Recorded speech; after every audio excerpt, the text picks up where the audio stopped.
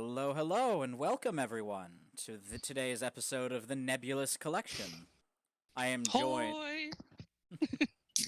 I am Just in time joined for me by. to finish my snacks. Nothing wrong with that. I will be snacking on stream, and no, I'm not sorry. It's just some additional ASMR. Consider it a benefit. Exactly. I am joined today by Yeen Hello! of Cacklecraft and Akantarian Hello, good afternoon, fine people. of.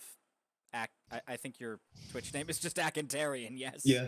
Cool. I'm fairly certain if you Google Akantarian, every single thing that comes up is either me. Yeah. This is fine. It's Akantarians all the way down. Perfect.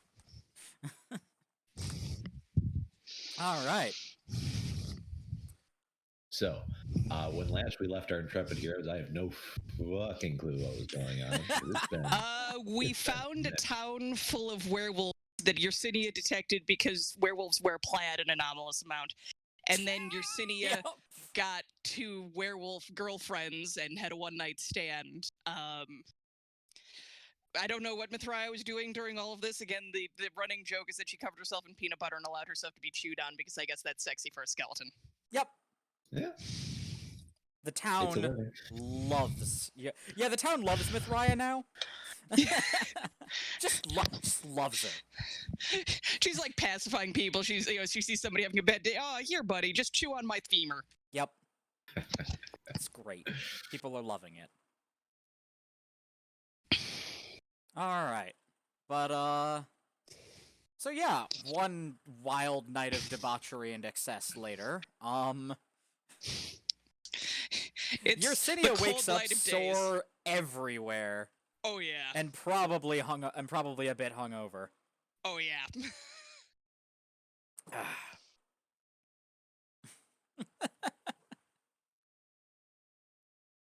Let's see.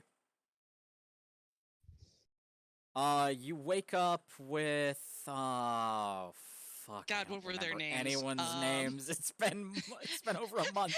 Let's just actually play that as an actual thing. She's forgotten. Like Perfect. it's that name has Yeah, been, that or that seems- night has that seems been appropriate. so much. Names? What are those? Mm-hmm. Unnecessary. Yep. Good. So you wake up next to the hunter lady.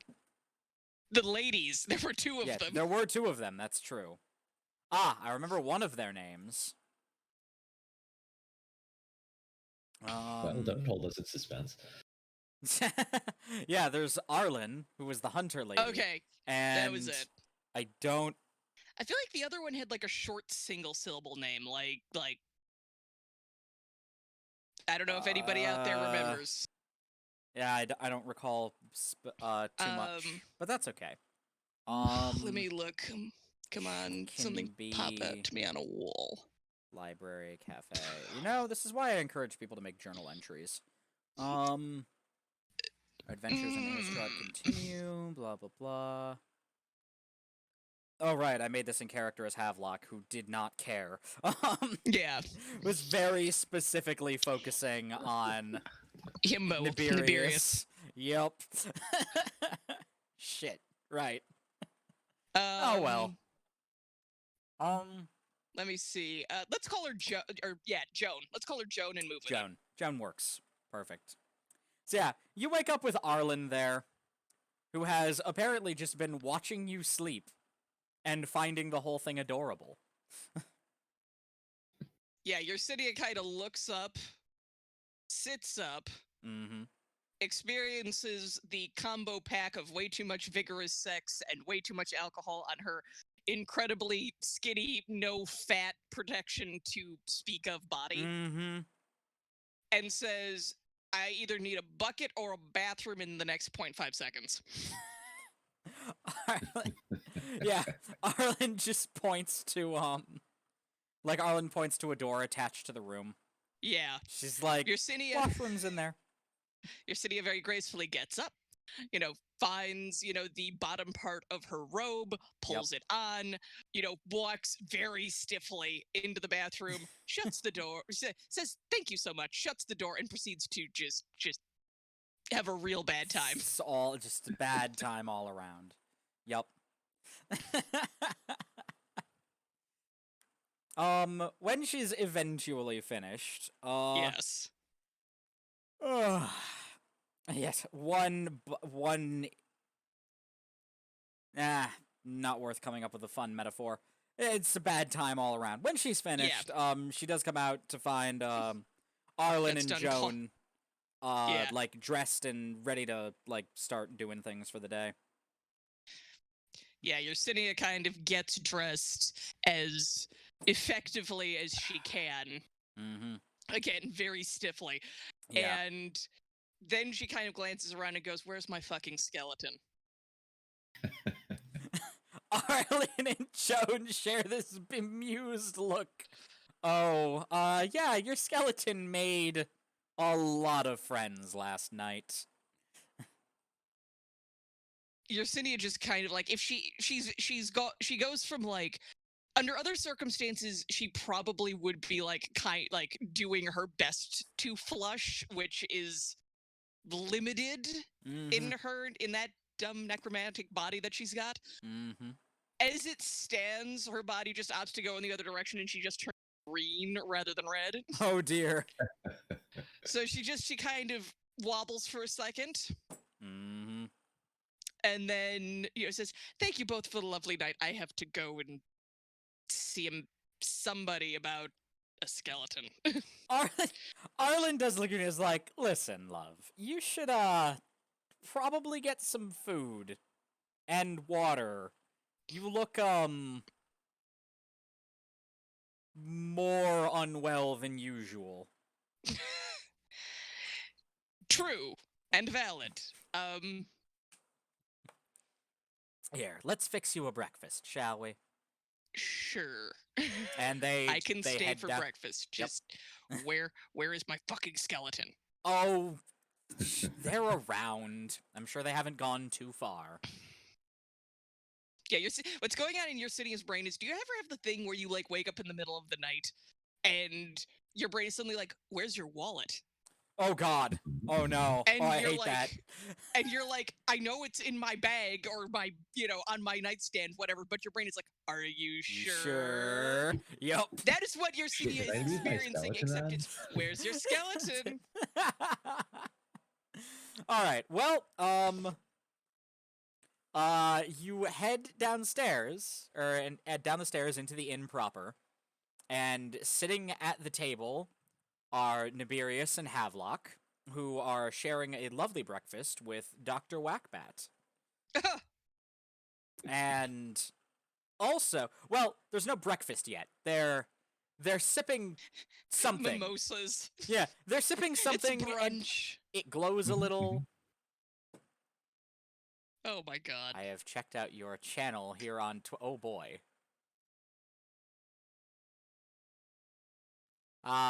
Twitch bots. Love them. Be gone, bot. It's gonna go silence brand. Annoying, like a fly. Huh? Hang on, guys. I'm being borrowed for a quick sec. A quick sec, not a quick sex. Hang on. No worries. I'm not here to judge either way. I mean, you're allowed. Yeah. Either No one's stopping you. Oh damn it. He needs to be here for the next bit. No, we can give her a moment. Yeah, we can. All right. So, over some interesting background noise that we'll get to in a moment. But yeah, the three, you were just chatting over breakfast. And Havelock is introducing their yeah, no, I'm not even gonna, their lovely new himbo vampire boyfriend. I'm not even gonna pretend about it.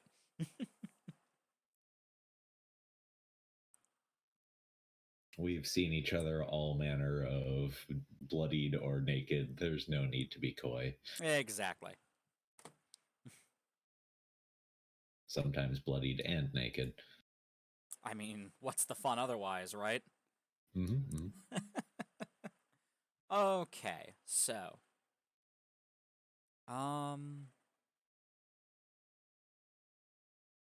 what is the I know what I'm doing. So I've decided. I'm back. Yeah, I have decided, because it amuses and pleases me, that there is an archive department in the Nebulous collection, and it is run Of course by there one. is. It is run by one Gertrude Robinson. Oh my god. Oh, of course. I've decided. So every now and then, when you request things, you get those things care of Gertrude Robinson. Oh my god. Sorry, Rocky was evicted from the bathroom, so he's come in here to share his grievance. This is Val. A common criminal. Yup. And of course, let's see. Yes. How did Tim put it in one of the episodes? Gertrude Robinson is an elderly woman who looks like 100 and almost more cardigan than woman. But there's a terrifying sharpness about her eyes. Oh my god. Of course Gertrude's in the fucking Nebulous collection. Of course she fucking is. It's Gertrude. How could we not have Gertrude? Also, Yeen in her 70s. Yeah. One hopes. That's those Gertrude is life goals. Yeah, no, to Gertrude is sort of absolute. degree to an X. Gertrude is absolutely life goals. Oh my god. I am so jealous of Lottie. She's talked to Jonathan Sims before. Ah. I know! I want to meet this man. He's lovely. Apparently he showed up on, like, Bun's stream, too? Oh, yeah. Somehow, he has before. And, like, Bun told me, and I just about, like, you know... Completely hit lost the your ceiling. shit. Yeah. Like... Yup. That's valid. That's extremely valid. The dude's awesome. Like, what the fuck? Like, what the fuck? You're not allowed to do that and then not tell me. Oh yeah, the funniest part was I remember talking to Bun about the Nebulous, or not the Nebulous collection, the Magnus Archives. Bun's just like, yeah, I feel bad. I should watch it more, because I've talked to the guy, and, I know nothing about it. I'm like, god damn it, Bun. Oops. Wow, excuse me. Right into the mic. These things happen. Oh, that's It's one even my bottle of first- cider and- down. Chug, chug. No, don't Time actually. for another. So. Hmm?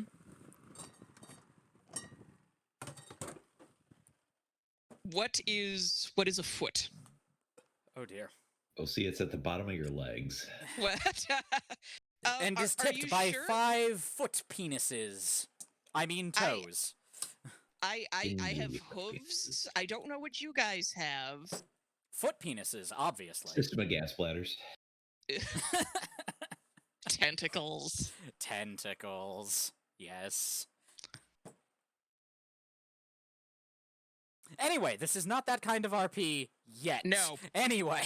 Yet. Maybe later. Maybe later. Always The stream is possible. young. Indeed. So. Let's see. Right.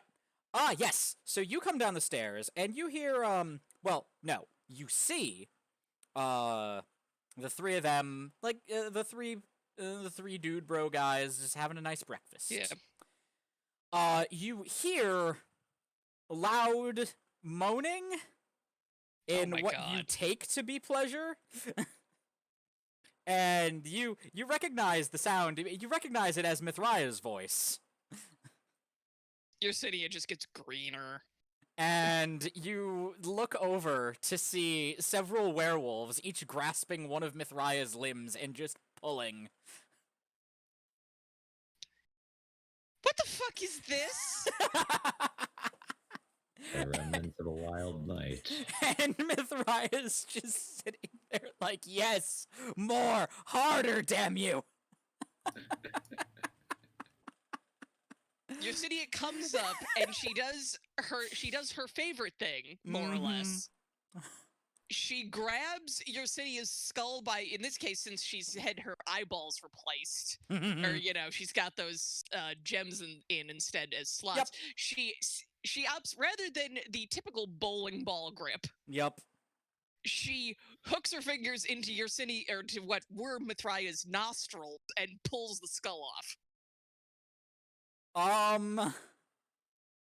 And proceeds Just to, like, shake it around while going, "What the hell is any of this?"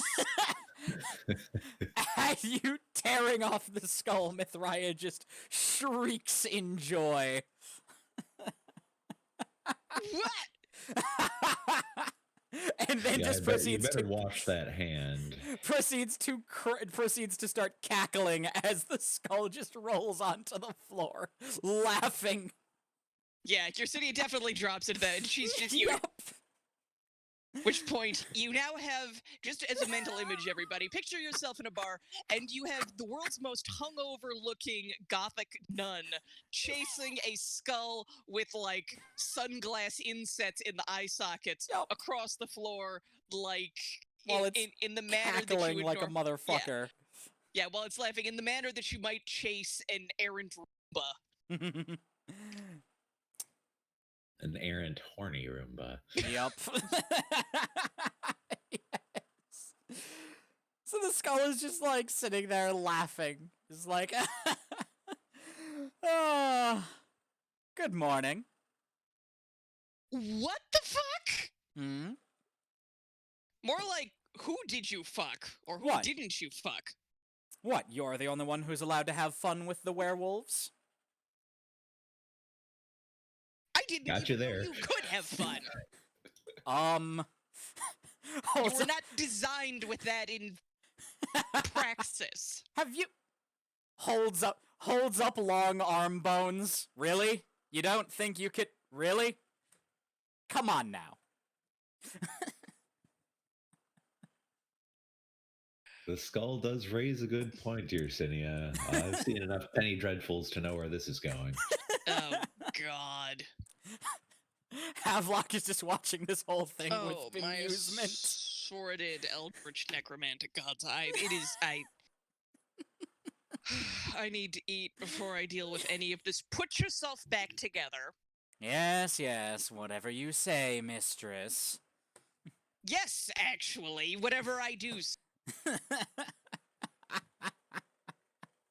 And, like, Skeleton You and I articulates are herself. Yeah, we are reliant on each other, or else you're never getting out of there. Play nice. Hooray for codependence! Everyone, this is a totally healthy relationship. There is nothing to see here. Subscript with an asterisk. Citation needed. Yeah. This is time for one of H-Bomb's patented citation-needed jokes. Yes. Bulletproof scientific reasoning. So yes, I'm presuming that, Mithraea reassembles herself into something, moderately decent, or as far as decent goes for skeletons. I mean, she's still naked and extremely shiny. Also, what's one of the weird, interesting bits that you notice is, like, all the bones that have been gnawed on look pretty gnawed on. And then, like, even as you're sitting, just before your eyes, they seem to be mending themselves properly. Mithraea just looks at herself and is like, oh yes. Oh yes. I could get very used to this. Those Smiths knew exactly what they were doing. Going to have to figure out the secret of that. That could be helpful.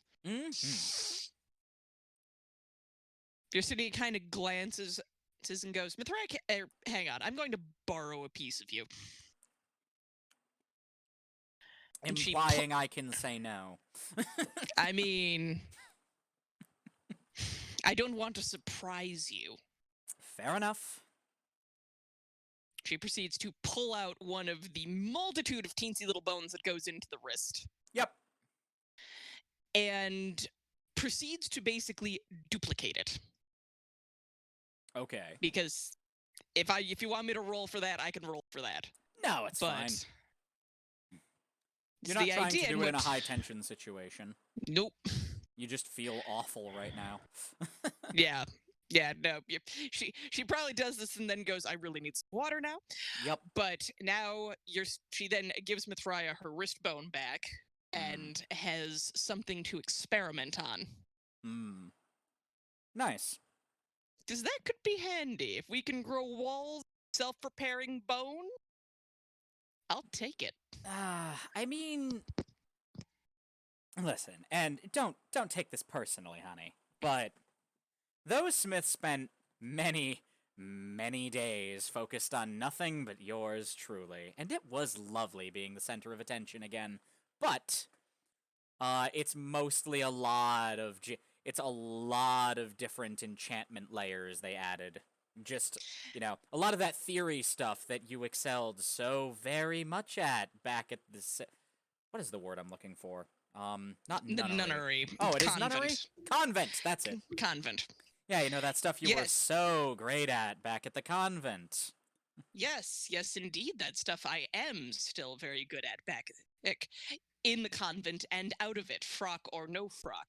As opposed to, let me see, what was your strong point? Oh, if I remember correctly, it was the legal side of things. So, Hey, maybe now. trust that I know what I'm doing.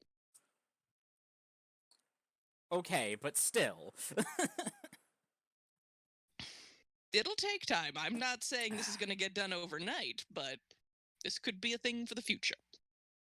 Yeah, well, best of luck to you. Havelock takes one look at you and just pulls a small, potion bottle, puts it on the table and slides it to you. You want this. Under any other circumstances, I would argue about it, but not this morning. No, I will not. That's the Yersinia spirit. just takes it and, shoots it. It doesn't... It doesn't taste like anything so much as just ozone. But within a that few goes minutes... right up the sinuses. Yeah, but within a few minutes of drinking it, you feel considerably better. Yeah, Yersinia goes back to pale as opposed to green. Mm-hmm. Looks like you still need a nice greasy breakfast and, enough water to drown a small village, but it should help. Yes, I need bacon. God. I need Yes. I need an egg wedged between two large pieces of carbohydrate. Yup. Oh, yeah. Possibly Don't you with worry. meat in there. Oh, don't you and worry. cheese. No, it's... I think this is the first time I've been legitimately hungry in the last decade. Well, I'm sure your new friends can whip up something lovely for you. And no sooner does Havelock manage to get those words out than Joan is there with, sandwich with, big, dummy thick bacon, egg, and cheese. Just dummy thick bacon, egg, and cheese sandwiches for everyone. She can't actually sneak up because we can hear the clap of the sandwich. Oh, we can. These sandwiches clap. Oh my god. I just love that meme of I love the meme of the Perseus statue. Yes, I know. It's very good. Ain't no way he snuck up on Medusa with them things clapping. It's very good. It's one of those things, not to sidetrack too far, but when artists are good enough at getting most of the proportions right, but then they fail on one of them. Yup. Where it's oh yes, this is a very nice. Wait, that person has got to have five extra vertebrae. I mean, listen, that thing is goals. Yeah, no doubts there. Find me someone who doesn't want a butt that lovely. But anyway, regardless,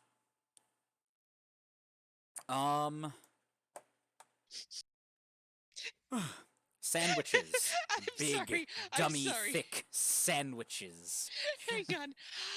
It should be a thing where, the perfect ass is stored somewhere in the Nebulous collection as, a dangerous SCP object. Yes! Yes, I endorse this. I love this. This is a fact now. This is canon now. It's I'm trying. It's The it's perfect ass. Narcissus's ass. Yes. It's Narcissus's ass is stored in the Nebulous collection, and it's dangerous because if you make eye contact with it, It's too like- perfect. You'll go mad. it's hypnotic. Yup. You'll go mad and spend the rest of your life worshipping it. Forever. People just starving to death staring at dad ass. Mm-hmm. Oh my god. Moving on. Dummy thick sandwiches, yes. Yes. Yersinia basically like, and all of y'all really have like, again, Yersinia generally eats like a bird. She's Yeah. not exactly big on food consumption. Yeah, no, your city this has case- barely touched anything in the time we've, like, known each other. Yeah. In this case, though, she looks at this sandwich, and you swear to God, something very like not fully human happens to her jaw. She just goes full like Shaggy, Yes! Perfect! Scooby Doo, lowers her jaw, and normally this is the kind of sandwich you would need to like cut into pieces and Yeah. possibly disassemble. Nope. Yeah, nope, no. She just takes a quarter out of that sucker in one go. Yeah, like, this sandwich is one of those ones that's, like, too wide to get your mouth around, so you have to gnaw Yeah, at it's it got like a fucking toothpicks. rat. Yeah. Mhm. You have to gnaw at the sides to get through it. Yeah, no, not Yersinia. Not this time.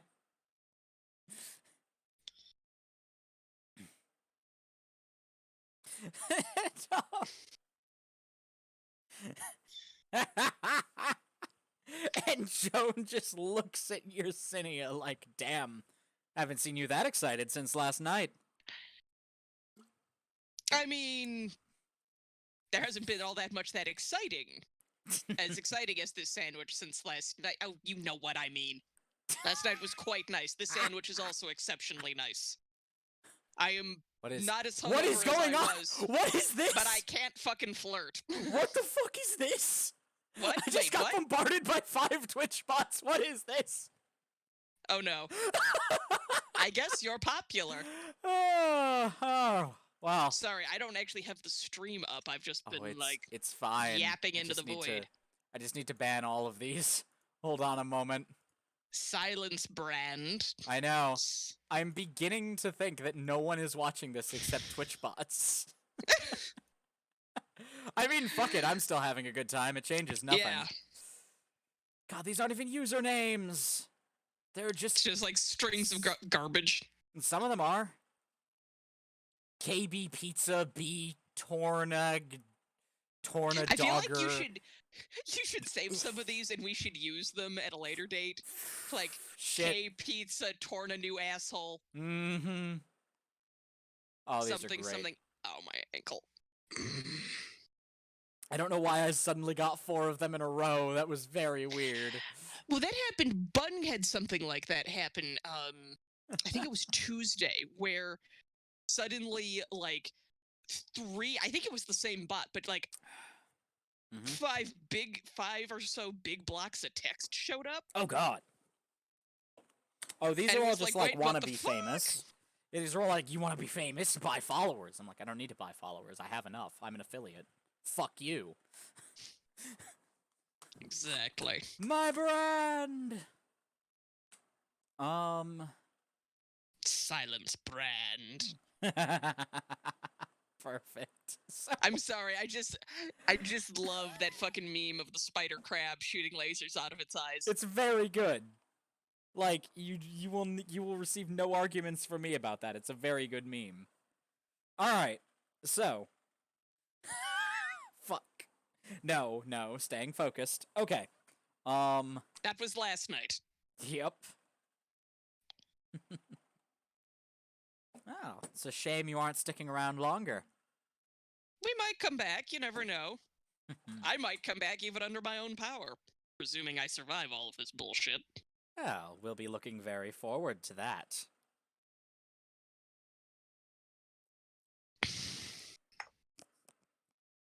Oh my god. So, yep. So Havelock and Nibirius are both just sitting there, like enjoying their sandwiches. Havelock is doing that weird wolves thing. down like at least 1 or 2 extra sandwiches as well, just because physics are not a thing right now. There's a bunch. There are many sandwiches. Sandwiches. And they're all on different kinds of bread. Oh, yes. All of them freshly made. Havelock's... Sourdough and pumpernickel. Havelock's is on rye. Oh, yeah. Havelock is doing that weird way. They're eating that weird way they do sometimes. You never seem to see the food go into their mouth, but there's bites missing if you look away. So I presume some of this is just Havelock doing what Havelock does, but I'm also presuming, I'm also thinking that the book doesn't need to eat, but sometimes it does just for fun. Yes, absolutely. Havelock does occasionally tear bits off as if they're feeding a pet dog. I was actually just picturing, suddenly, a piece just slides in between the pages. Yes, even better, actually, yes. No, better. This occasionally, this long, thin, forked tongue just comes up and, wraps around a piece of sandwich and tears it off. And then just inserts it in. What I'm picturing is, when you go to, press a flower between, in book pages, it's like that, except, it's just a piece of egg. Yeah, it's just a piece of food. And Havelock is watching this, watching this happen bemused. It's like, well, that's new. Neat. Once the book has had enough, it ceases a couple minutes later, suddenly, all the pages ruffle as it burns. Yes. You would swear there's some bizarre esoteric knowledge in that burp somewhere. Yeah. A burp made of evil. Yes. Oh my god, that was the best Borderlands 3 quest. The Nibblenomicon. Oh my god! If you haven't played Guns, Love, and Tentacles, you really fucking need to, Yin. It's very good. I know. I need to. I really do. It's so good. I'm doing it, once crossplay happens, we are doing a full playthrough together. Oh, yeah. This is happening. Again, oh, yes.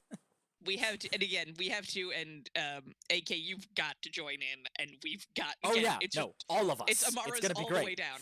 Yes, I'm fine with this. Amara's very fun to play. It's just gonna be you've seen that one video of, it's, I think, Dark Souls 3 with the Kirk armor. Yes, you showed me it. It's very good. Yes, just all of us, except it's fists erupting out of the ground. Alright. So anyway. And, I presume we get done eating, and we're going to get ourselves pointed in the right direction. Here's hoping. How's Professor Whackbat's meal going? It's going fine. He's has to do everything with his left arm. His right arm's in a sling here. Oh dear. But that's okay, because he proved that you can turn a pig into bacon directly. So that's exciting. Science, motherfucker. I feel like when Whackbat informs the rest of us of this fact, that's how we all kind of glance at the bacon in our sandwich and are like, perfect. That where that came from? No need to thank me. Perfection. It's all organically sourced. Kinetic bacon. Organic sourcing does not necessarily imply ethical sourcing, but that's a conversation for another time. This is true. Kinetic bacon. Fuck. I don't know. I mean, maybe that's how it works. You just feed the shaky boing stone into a very unhappy pig. Oh no. Oh god. Get the pig moving. Eventually bacon will happen. Oh god. I'm a bad part is it cooks itself. Oh fuck. Self-cooking bacon. Yeah, bacon happens.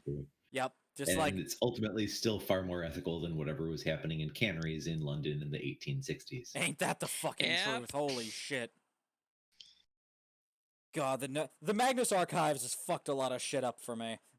Yep. Just Oh a whole yeah. bunch. Oh god, those episodes. Yeah, I know the. episodes about the flesh are always a time.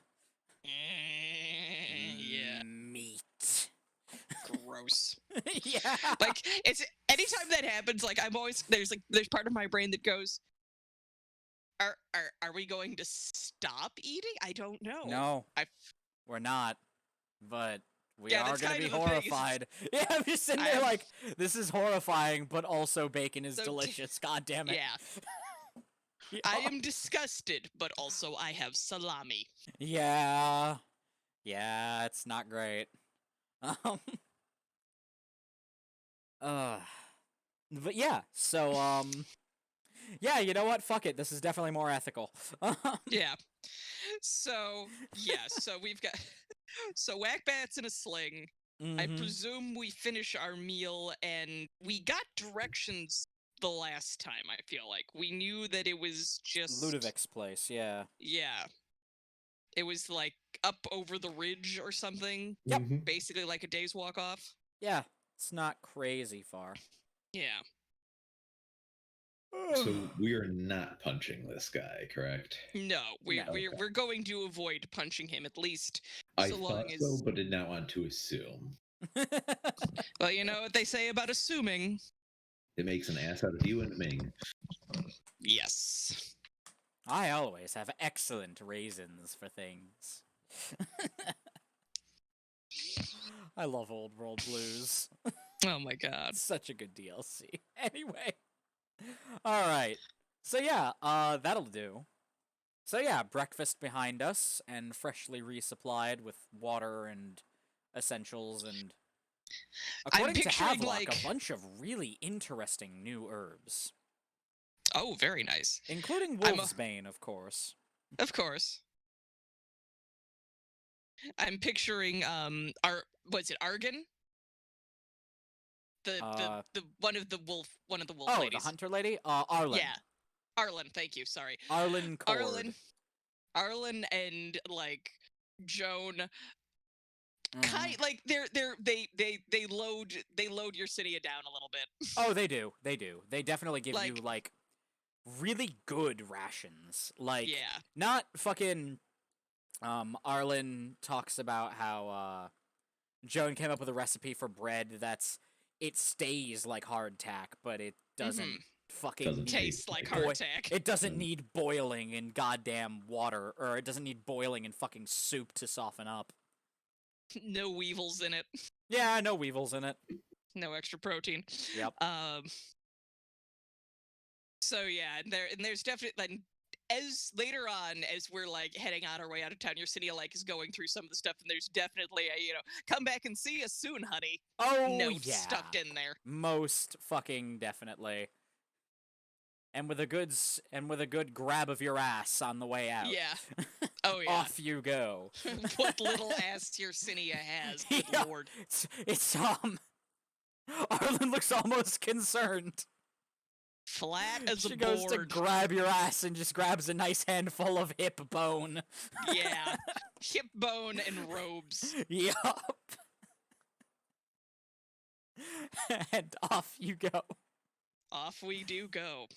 Alrighty, so into I guess like- Nebulous is back in his fucking armor. oh yeah. Which, for whatever reason, only on him seems to not clank when he moves. The bastard. Well, what I'm picturing is because he's a vampire, he's already Yeah. technically dead, so he doesn't have like heartbeat or breath to rattle him around. Yep. And on top of that, he You can just Aren't the watching. Innistrad vampires not undead? Sorry, dude. They're not No, that is properly kind of undead. yeah, they're not properly. Yeah, they're not properly undead. So like I think he technically has a heartbeat. Maybe?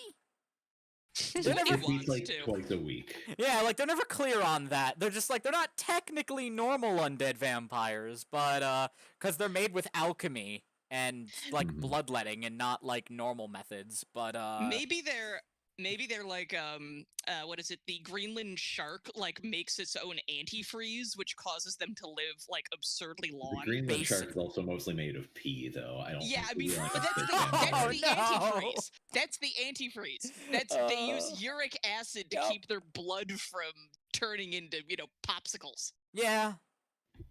I'm going to Oh crap! What choose time is it? to say that no.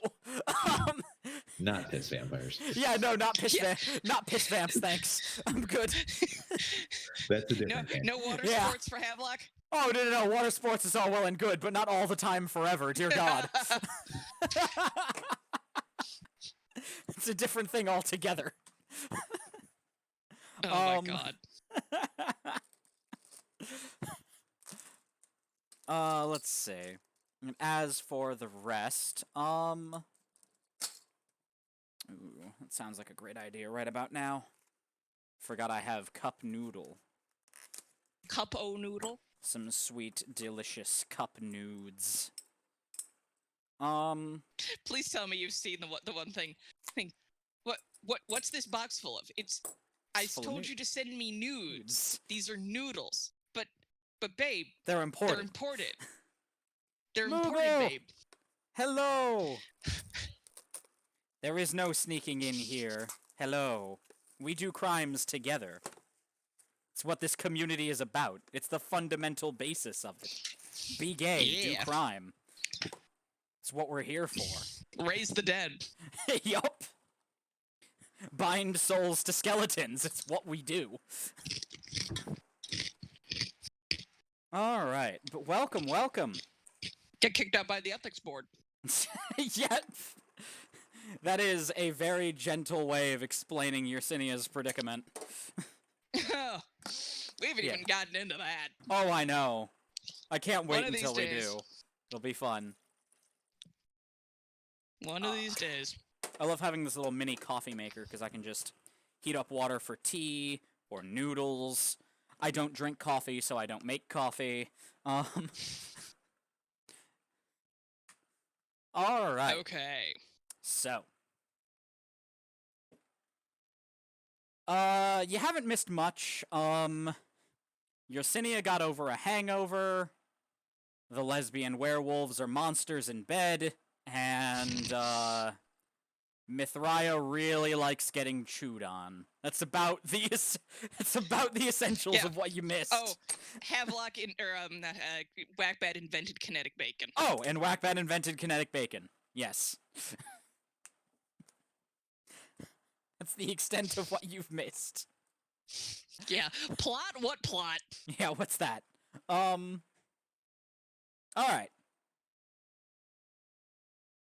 Into the woods. Into the woods.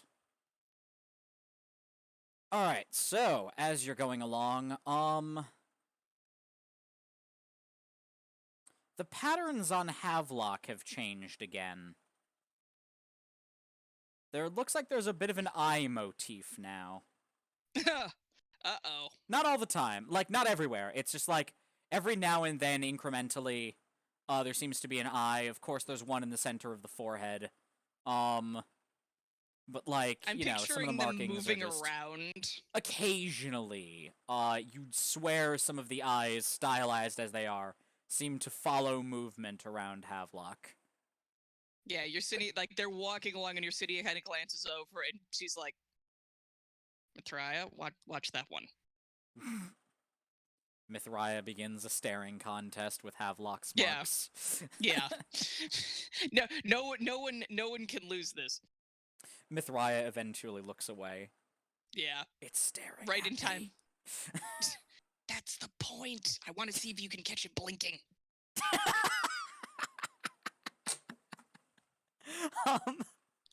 There is like on one of the markings on like underneath their normal eyes are like a pair of like very small stylized eyes in part of their markings, and when you say that, one of them winks. I'm picturing it doing this while neither Mithraia nor Yersinia are looking at it. Correct. So essentially, Havelock's face has just winked at the camera like it's on The Office. Yep, exactly.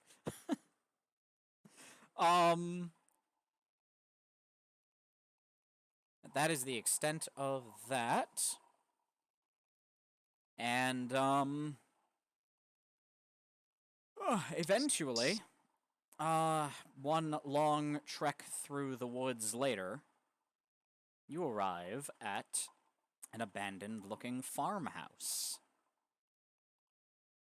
It's got, like, a nice little barn. It's a pretty okay place. Deceptively charming.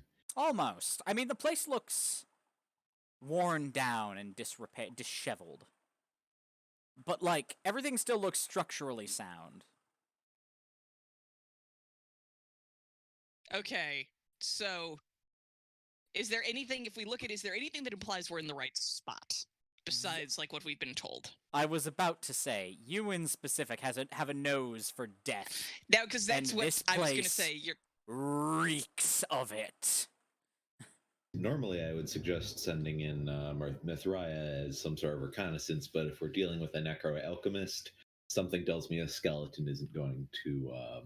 yeah, no, that's something tells me fodder. he'll have the upper hand there. Yeah, maybe. Also, for context, does Yersinia have any familiarity with necroalchemy? That seems like a little bit outside of her oeuvre. Yeah, no. Yersinia's necromantic abilities are much more of like the spiritualist raising Right. armies of skeletons type of I sort of striation. thought so.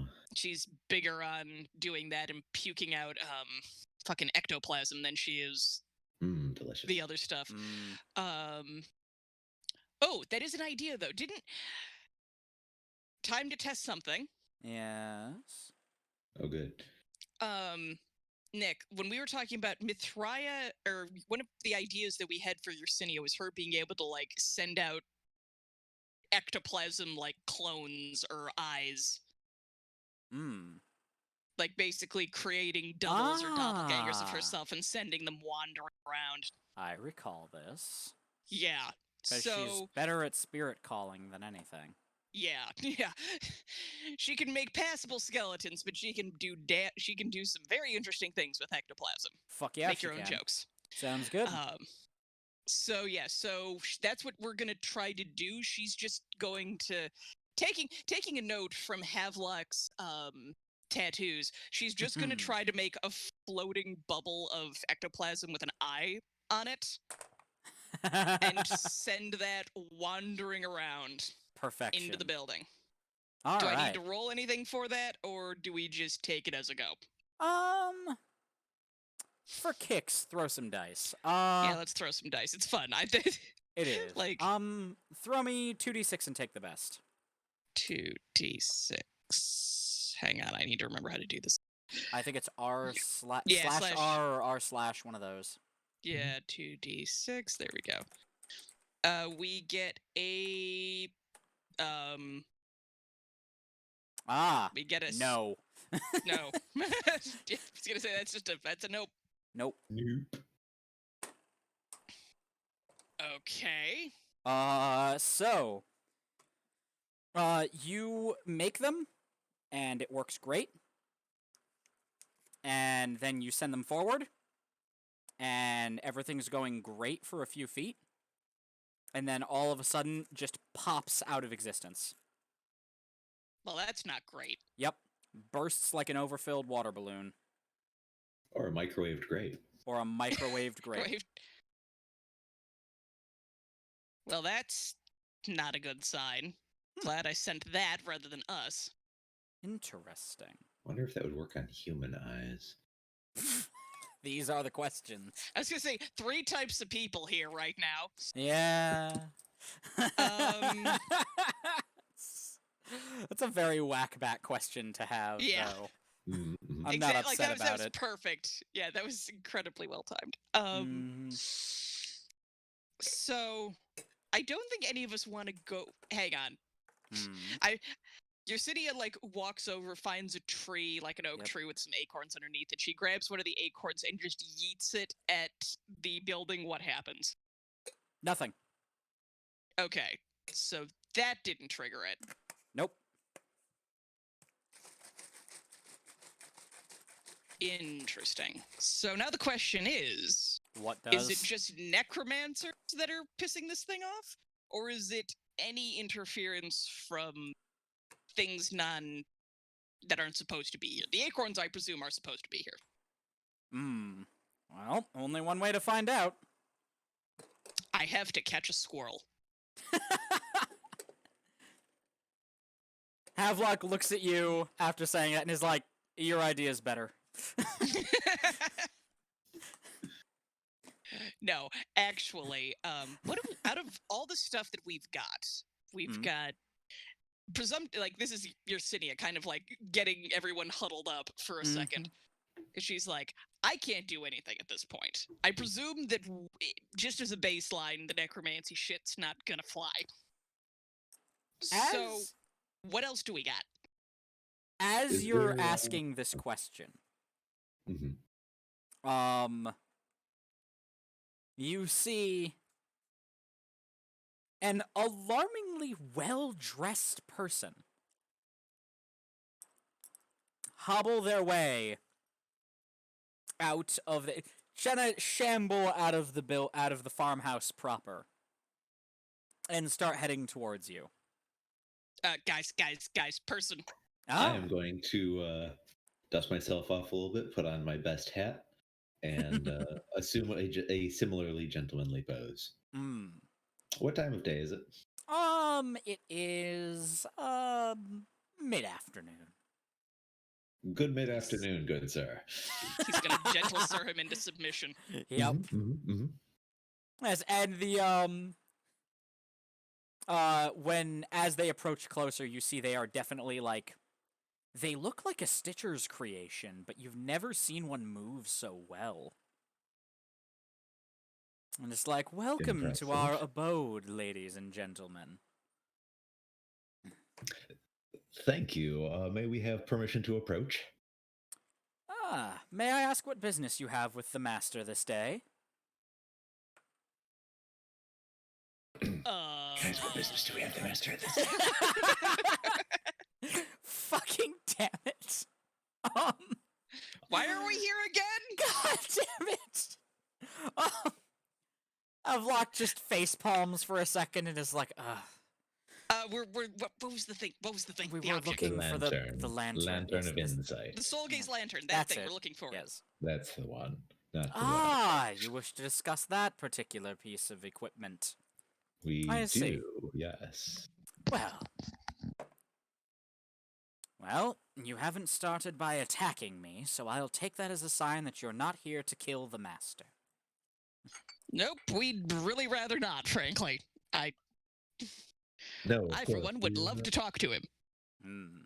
Yes. Well, be welcome as guests.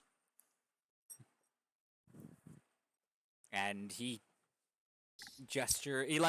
bows and gestures for you to, head down the path toward the farmhouse. You guys go first. I think this is going really well. Havelock just nods. And, what about Nebulous? What is Nebulous doing during? Is he just being his usual JoJo self? Nebulous is like, no bullshit when he saw this man, struck a pose. Oh, yeah. Yeah, that tracks. Nothing too dramatic, but something. Yeah. Yep. And, eventually you head in. And you meet the myth, the man, the legend.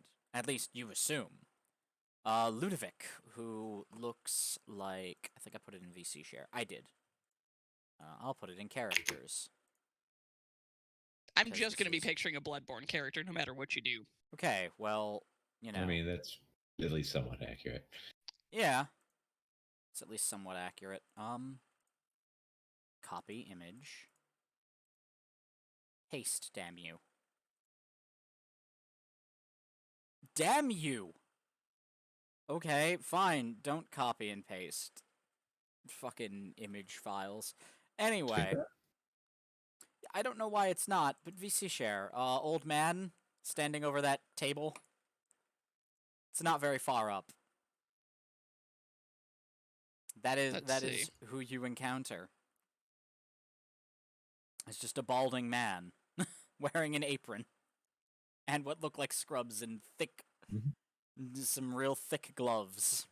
Charmingly Okay. unassuming and clearly built for practicality, which I respect. Mm-hmm. Someone whose Right. suits have to do double duty, it can be hard. Well, welcome. And to what do I owe the visit today? I don't Hello, suppose good you're from that. afternoon. I don't suppose you're from that town and have supplies to trade. Not running low just yet, but I suppose I could always use a top up. Certainly, certainly. Well, I do believe we have brought some supplies that may be of some interest to you, but we were also here to discuss the interesting curio that I understand you have in your custody. The, what was it? The Soul Gaze Soul Gaze lantern. Yes, yes. Ah, the lamp. Big smile, big smile. Yes, yes. Ah, yes, that little curio. Well, I it looks somewhat concerned for a sec, like thoughtful for a moment, and then is like, I remember doing something with it. I don't quite remember what. I'm sure it will come to me. And whatever it was, I'm sure I had excellent raisins for it. I always have excellent raisins for the things I do. Indeed. Also, sir, my name is Yersinia. I don't come from around here, but I do believe you and I are in different veins in the same artery of work. This man looks you up and down, like moves closer to you. That was a pun. Sniffs you a couple of times. And is like, you have promise. That was a completely normal thing to do. I love it. Thank you, sir. Yup. Yeah, and Yersinia just kind of takes this in stride. She's not really all that weirded out. She's like, thank you, sir. Yes, our work is different because you seem to be more into the like science side of things, and I am batting for team spiritual, as it were. But God, sidebar, what was the thing he had? There were books that we'd read about some of the stuff that he was able to do. Necroalchemy. Yeah, necroalchemy, but like more into, because there was something that he was able to do that Yersinia specifically wants to know about, and I'm having the world's biggest fucking brain fart. I need to write this shit down. It was something to do. Hang on, give me 1 second. Is it something to do with binding souls to bodies, or binding souls to objects? Binding souls to objects. Oh, yes, he can create phylacteries. Yes. Yes. Okay. Okay. So like, however, I've heard tell that you at least have been experimenting with, and she's doing this weird thing, and you detect this is like scientists doing the thing where you can't be like, you proved X or Y. It's more like your theories. Yup. Yeah. A bit of scholarly dancing around the issue. Yeah. That you have theories about fixing a soul into a solid object. This is something that I have been personally studying a fair bit. Well, I'm happy to share my notes with you if you'd like. I just need to. And that is the moment that he looks over to this desk. And it is covered in random papers. There is no rhyme or reason to any of it. There are equations and calculations scrawled on walls, on the floor, on the papers. A lot of them seem to be overlapping each other. Things carved into the tops of desks, perhaps? That too, now and then. Along with random scrawlings of... Never mind. Moving on. Yeah, it's teddies? time. You can say teddies. This is a mature... I was actually just going to say penises, but, you know. I mean, it is an academic environment. What desk is complete without a carved-in penis or three? Very Roman of you. Some of them even have wings. Yes. Oh, Rome. What a culture. It's funny you said that, and Rocky just like looked up at the ceiling, and I'm like, are there phantom flying penises in here? God, I hope so. That's your I take it you are part of the long and honored style of desk keeping for scholars that means that there's not really any order and all the notes are buried in there, right? Hmm? Oh, I think so. Maybe. Would And he, like, then he looks back over to this, like, table where, like, this thing pictured in the image is happening on the table right now. And he, like, goes back to his work table, injects this thing with some stuff, and then starts writing down more notes. Okay. Somebody's been alone with the formaldehyde a little too long, I think.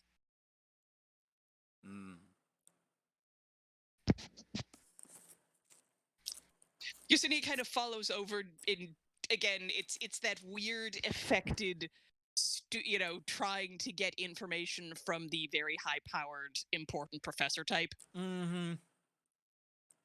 Ah, this is one of your experiments or one of your projects. Ah, yes, you're still here. Yes, of course. This is one of my projects. Whackbat is completely out of his depth here academically because this guy is putting things together, and Whackbat's entire academic career is built on taking them apart. things apart. Yes. So this is like someone trying to explain like American football to me, or American football to Whackbat. Honestly, he'd start with, okay, what is America? To start with. Yep. So he's a little bit like he's trying to keep up a bit of a gentlemanly, like kind of doing that. Yes, very nice, very nice. Nodding and smiling when it's polite. Yes, Yep. Yes. He attempts to compliment the professor's work the best he can come up with is cadaverific. I love it. Yeah, Yosini's trying, but I'm guessing what she's like putting together is the elevator. It goes places. It goes places in this man's head, but I don't know that it's going to the top floor, and it sure as shit isn't going in a straight line. Oh yeah, no, it's a strange place. This man begins to like no sooner does he notice you taking an interest in his work than he begins ranting about it. Like supervillain ranting, or is it more the angry academic who's like, they don't understand my work? It's a lot of that. It's a lot of that. Just misunderstood researcher, and topped with a heavy layer of like. Every now and then they'll get sidetracked in their own story and then go back to what they're talking about, and it's a time. And he's using so many proper nouns that you just do not understand. Like, he might as well be telling you to go kumquat the cabbage. Like, not a lot of this makes any sense to you. Yeah, like, it's one of those, I'm imagining the circumstance where it's like Yersiny's getting like one word in every 10 that makes some clear sense, and she's kind of parsing things together, but if you asked her to draw a diagram, there would be a lot of question marks. Mm-hmm. Does he decry anyone as fools, and it will show them all?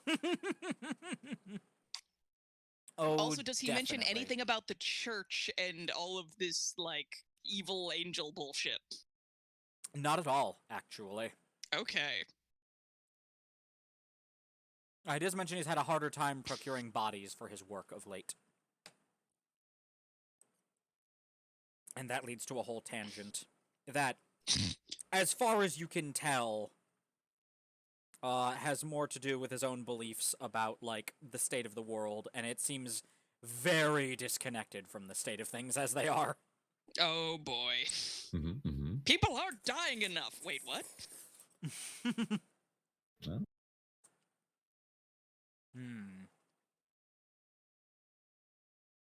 But so this go for it. He does try to explain what he's doing in like he's trying to make himself understood. So like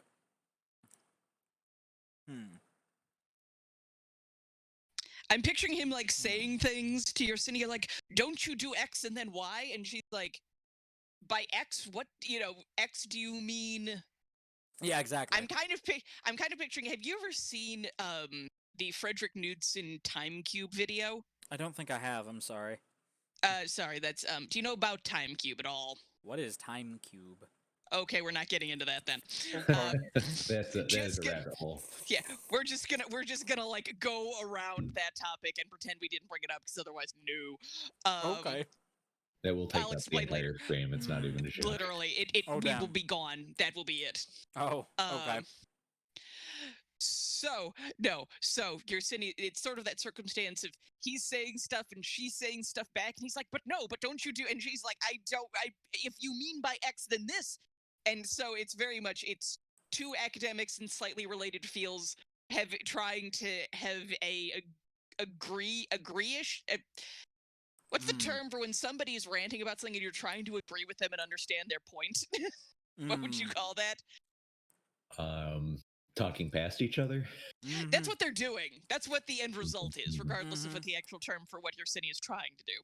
Yeah. So, like, yeah, they're, Oh, crap. Oh, crackers! So after a few minutes of this, Son of a bitch! Yeah, after a good bit of this... Oh, okay, we're good. He does sit down and is like, I confess ghoul calling was always beyond me. And I'm not sure that I understand your methods. But that's okay. It's a bit of a different world, literally. And for a moment, when you say different world, literally, for a moment, something in his eyes, like, clicks. It's like, ah, you're one of those. I see. Well. One of what?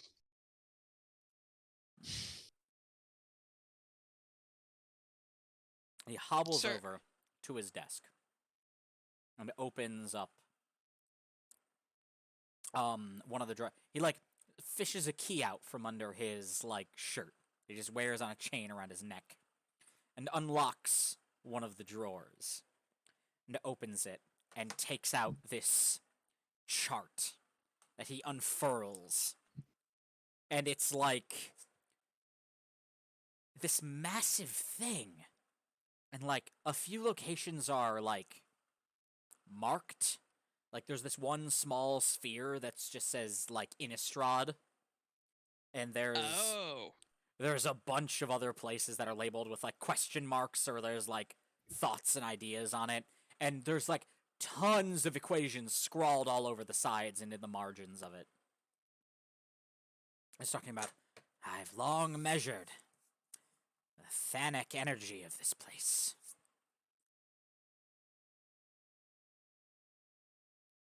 I've discovered that some things were off. It can only be explained if something is coming from outside of this place. Which means we are not alone here. There is something beyond our little sphere of existence. But what that is, I cannot say. Meanwhile, we're sort of like, oh yeah, multiverse theory. How about that? Yeah. Tactfully glancing at one another. Should we tell him? Do we tell him he's right? He's right, but he seems a little. It seems like it might be distraught to learn that he did not actually discover this. And we are living proof of that. Oh. Poor old Ludovic. Also, I'm picturing on this map just for AK's satisfaction, there's one dot that's way the fuck away from all the other ones. and it's just labeled lamplight. Definitely. Oh, yes. Yay, SCPs. One dot in particular, or not dot, but like one thing, and this is like a very mathematical chart. Like, you know, like old-timey, like, charts of, like, the ether or the heavens, blah, blah, blah, and everything's very mathed out. It's like that. And in the center of it all is something he calls the collection. Oh boy. For no reason in particular. Even the notes underneath it just say, like, it just feels right.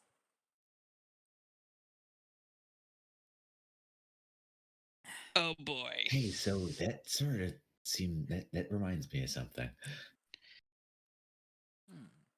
Oh boy, do we tell him? You know, it might give us some leverage. If our It goal might also is drive him insane, as if he isn't. As opposed to what? Okay, valid. And this is. Oh, right. I decided this is a thing Havelock can do now and then, is just like this. This whole conversation is happening telepathically. Yeah. And Havelock then chimes in and is like, or we gain a valuable new asset for the collection. I was afraid you were going to say something like that if he's already figured it out. I mean, the collection does have a morgue. He seems like he'd be happy there. Yeah. It's like a wildlife preserve. Exactly. He could have fun. How do we get him there? Does somebody have a butterfly net? I think if we told him what was what, he might come along willingly. He certainly doesn't seem to enjoy Innistrad over much. He seems to want to be left alone to tinker with corpses. Yeah. And the collection does produce a fair number of corpses. We may actually have, it may be a worthwhile course of action to simply come clean to him and explain who we are and where we're from. I mean, there is the possibility of quote unquote driving mad with forbidden knowledge and all that, but it already seems like he's crossed that bridge some time ago. Yeah. So we're all a little mad in the collection. Best case scenario, we gain an ally and presumably the lantern, although we would still have to find that.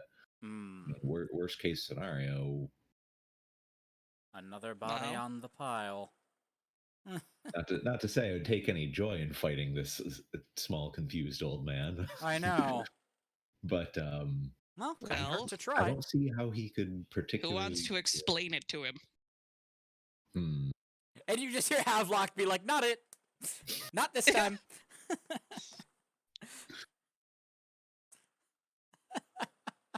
I am not talking to myself again. Fuck off. No, you're not. I'm not going to ask you to. Yersinia, do you want to do the honors, or shall we do a mental rock, paper, scissors? I'll just do it. Have the necromancers try to figure it out. You do have that common ground. Yes. Very well, have at. So, and Ludovic. He's still talking about his, like, idea. It's like, he's done all the calculations.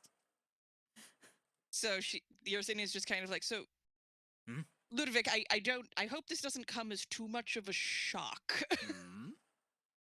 What is it? This spot, the one that you've called the collection? Ah, yes, and he's looking at it for a moment, and he's like, I wish I could explain why I felt compelled to call it that, but it's almost like it came to me in a dream, and I suppose even I am given to the occasional flight of fancy. What of it?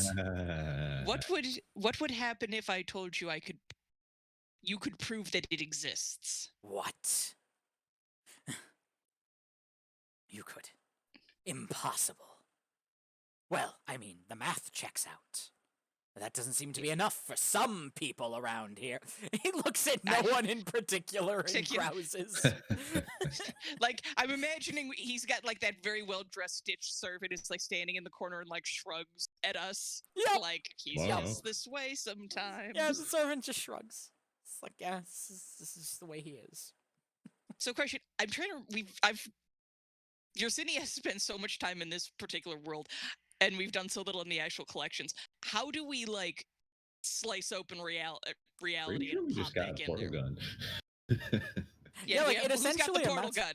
It essentially amounts to like one of us can just like ask, we can just request a way into the archives, or into the collection, and one will appear. We essentially have a portal gun. Okay.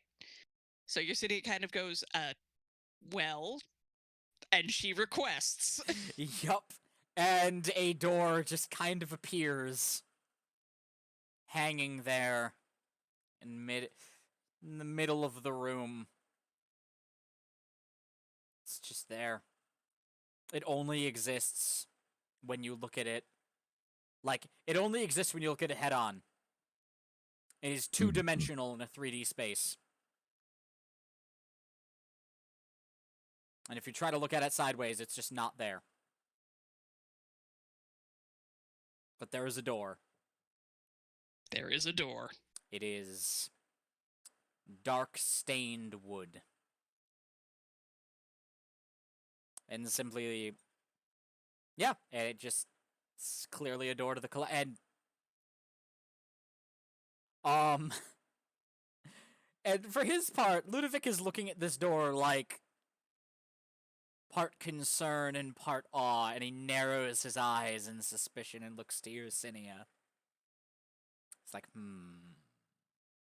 And how do I know this isn't some pocket dimension you've constructed? Let me tell you, I'm good at a lot of things, Ludovic, but I'm not gonna lie, that's not part of my oeuvre. I'm not even particularly good at constructing much of anything. My skills lie in the opposite direction. But Have luck with your excuse. Havelock looks at the door and is like, if it were a pocket dimension I affected, it would probably have eaten you. There would be a lot more teeth and tentacles. Yeah. Yep. And Yersinia kind of leans in, and she kind of leans in that door. On the other side of that door is the collection. I found myself in there when I had to get the fuck out of mine. I got lucky. You want to do research. I know you want to do research because we're scholars, you know? That's what we do, right? Well, of course. On the other, you want corpses? You want bodies? On the other side of that door is all of that. Because you and I can do all the research we want forever. Corpses without end. Feel at all more comfortable. I will slip through the door, pop over to the other side, give a quick cheerio mate to whoever happens to be there, and pop back through just to demonstrate that, like, no, it's not a hell portal that'll kill you or something. And now he just looks excited. Looks like I was right. All this time they called me mad, and I was right. Yes, That's you the are. mad scientist we know and love. Yup. Ha! Well, who's laughing now, Academy? Who's laughing now, ethics board? Reminds me of my days before the grant committee. Yeah. That's the spirit. Yeah, Vlog is looking at this like, oh, a familiar sight. I still remember. Vlog just like looks wistfully at the door and is like, I still remember my first time. And yeah, so Ludovic's like, so you're just letting me in. Yeah. You're not here to silence me. No. Not at all. You seem far more Heavens fucking interesting forbid. alive I than need dead. to know what you know. Well, I would be honored to accept. I just realized, like, I'm not going to say this to him, but I just sort of realized it's actually not up to us whether or not he can join the collection. It's up to the collection. Yeah, So, it is, but, you know. I mean, The he collection seems will- totally is going to be into it. The collection will make it very clear one way or the other. Well, Yeah, so, Yeah, with that, he opens the door and steps through it. And you're greeted by the curator of the collection, who's just sitting at his desk as usual. Welcome. Good. Hello. Hello, curator. We have We Hello. found somebody. we brought an individual that we think may be of interest to the collection. He's a very talented necro yes. alchemist who apparently was able to discern the existence of the collection purely through mathematical proofs, which, in addition to his necroalchemy, is, I think, an impressive feat unto itself. A very interesting individual indeed. Well, I thank you for your time, Professor Whackbat. I will help our new guest settle in. And, like, with that, the curator does take out, like, a thick folder. And you see written on it, Ludovic, Necro-Alchemist. I'm imagining, like, the door is starting to shut at this point, and Yersinia, like, sticks a foot in between it and goes, One, put him near my quarters, and 2, Ludovic, do you have any idea where the fuck you put that lantern? Oh, yes, the lantern, yes. He looks embarrassed. It's like, I may have thrown it into a ravine. Okay, so that's Which not ravine? ideal, but we can figure that out. Well. I had gone to do some and he, like, tells you exactly where it is. It's like, I had gone to do some experiments. I can't come up with a good ravine name at the moment, but insert cool name here. Vander's Gorge. Perfect. Vander's Gorge. Perfect. He's like, and was accosted by many other many stitchers. In my haste to leave, I lost grasp of the lantern, and it tumbled into the ravine. A great loss. Vander's Gorge, is that close to here? It's not too far, maybe a day or two's travel. Okay. And while you're gone, I'm sure you can come and go to get the rest of your stuff, or it'll be brought to you. Do you mind if we look at any of your notes while you're getting settled in? Oh, help yourself to them. Anything we should avoid? Mimics, piles of weird old man porn? I lay a hand on your shoulder. I think we can let that be a surprise. He looks at you very curiously. Avoid? Why would you avoid anything in a workshop? I've had experiences. Let's just leave it there. I like it. And, yeah. So, he's like, oh, it may be old stories, but they say something about a dragon sleeping in the ravine somewhere. What I'm picturing while all this is happening is, again, Yersinia is jammed in the door, which is trying to close on her. And the curator is, like, kind of looking at her like, are you about done? A little. And, like, you know, see, so yeah, there might be a dragon, and right as he says that, I'm picturing just the curator being, like, off with you, and, like, the door spits Yersinia back out. Mm-hmm. And you're back in Ludovic's lab. Are you fucking kidding me, dragons? Whackbat looks more elated than he's been in a minute. Of course. Good. All right.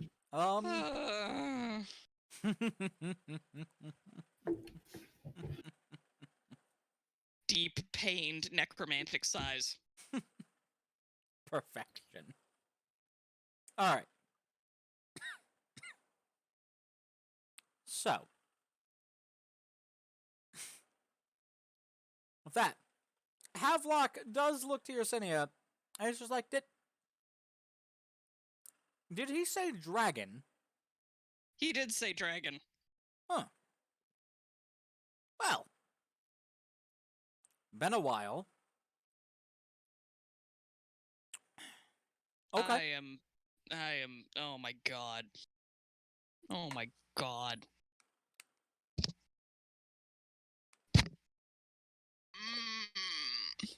On the other hand, giant animated dragon bone corpse thing. That could be fun. It certainly could be. And that is the moment. A big door to the Nebulous collection opens.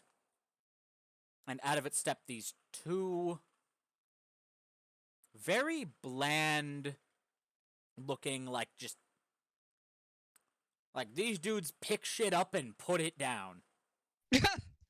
And that is everything about them says that. That is their purpose. That is their function. They are the platonic ideal of moving dudes. Yeah, they are. They are the platonic ideal of movers. And they both just greet you and like, hello.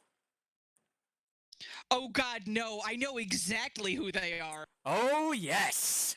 Oh, son of a bitch, if they give us a coffin run. Oh no, none of that today. But they do start picking up just stuff in the lab and moving it. Yeah, Yersinia has a moment of, like, dumbstruck, oh shit, and then she runs for the desk. Yup. Havelock, meanwhile, shares a glance with these two, and they both just nod politely, and Havelock nods back. And that is that. And, yeah. And they set about their business and proceed to ignore all of you. Yeah, Yersinia goes as she does. She goes as quick as she can through as much as she can. Yep. Which involves a lot of, I don't know any if that means maybe it's useful, put it in the pile. Yep.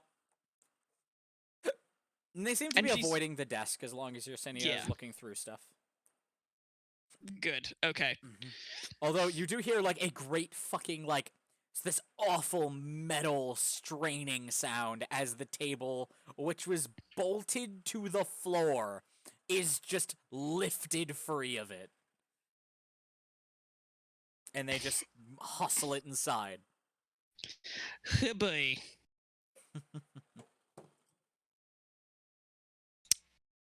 So yeah, Yersinia gets what she needs. Some of it, she definitely just, like, she just basically, Mithraia has this huge, like, think, like, 2 packs worth of printer paper as, like, a measuring stack in her arms. Alright. At which point, Yersinia goes, okay, I think I've got everything I could possibly need. Also, I'm stealing a couple of his pens, because those are useful. Pens are useful. Pens are useful. And she kind of scans, like, I presume there's a library around here somewhere, or at least a bookcase. Oh, yeah. Is there anything worth looking at there, or is it just kind of what have you? Most of the books are very bland. Like, most of the books are like, like anatomy tomes, stuff yeah, like that you anatomy would just stuff, automatically chemistry stuff, a lot of that. There's one book that has no labels at all and appears to be bound in very rich leather. Yersinia is gonna try to grab that off the shelf, and we're gonna find out what happens. You pick it up. The leather's very supple. Very human? Who knows, maybe? Oh. I'm just the GM. I don't have thoughts.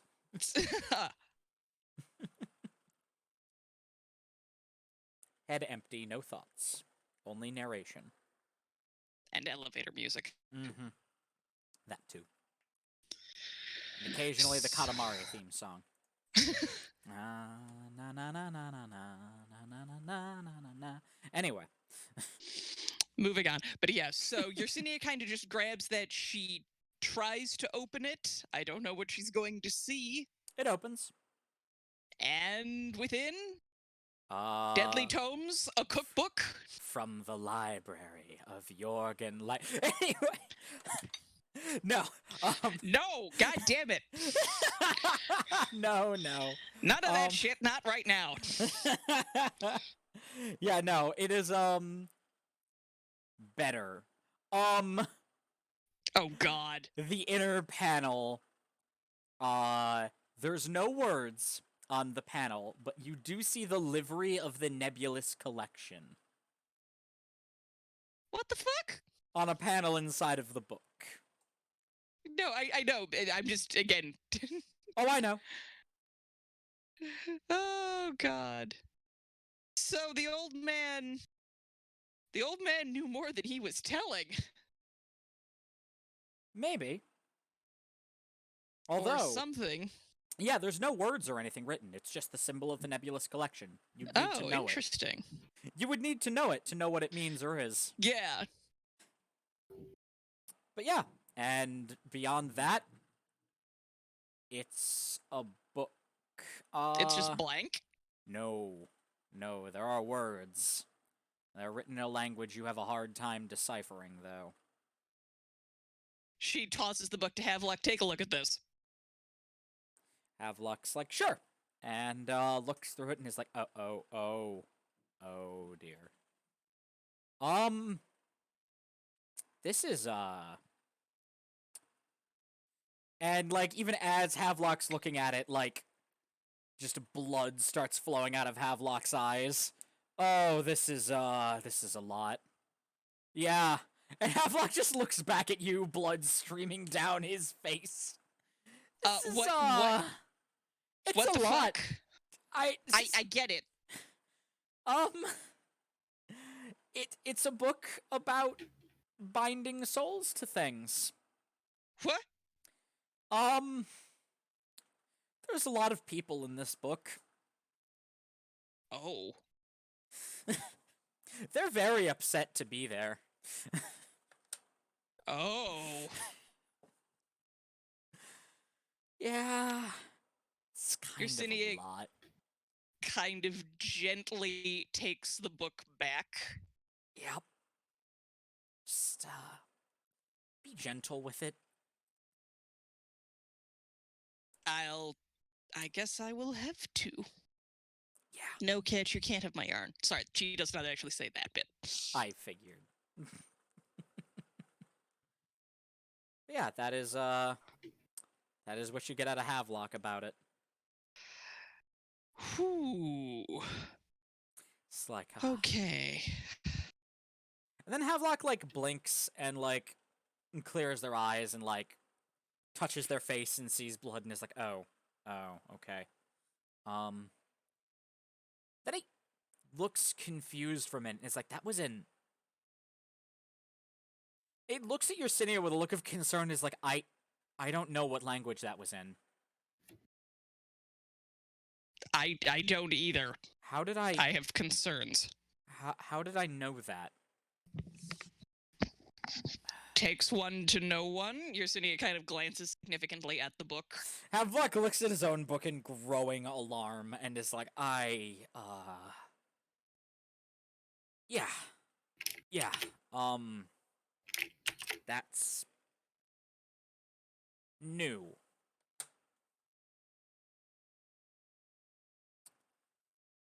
Okay. I wonder... I should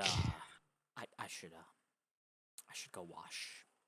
Yes, you should do that. Havelock looks Presuming a bit they haven't shaken. yanked the sink up yet. Not yet.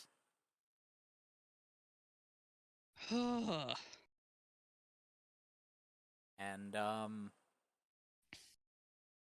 you swear... Presumptively walks out. Yeah, no, before you all leave, you swear that you hear a chuckle out of one of the moving men. Oh, boy. Yesenia is kind of left holding the book. She closes it, fastens it. Yep. Pops it into one of her voluminous pockets and is like, I'm going to deal with you later. Presuming it allows her to do that. At the edges of your mind, you hear a voice just utter, "We'll see."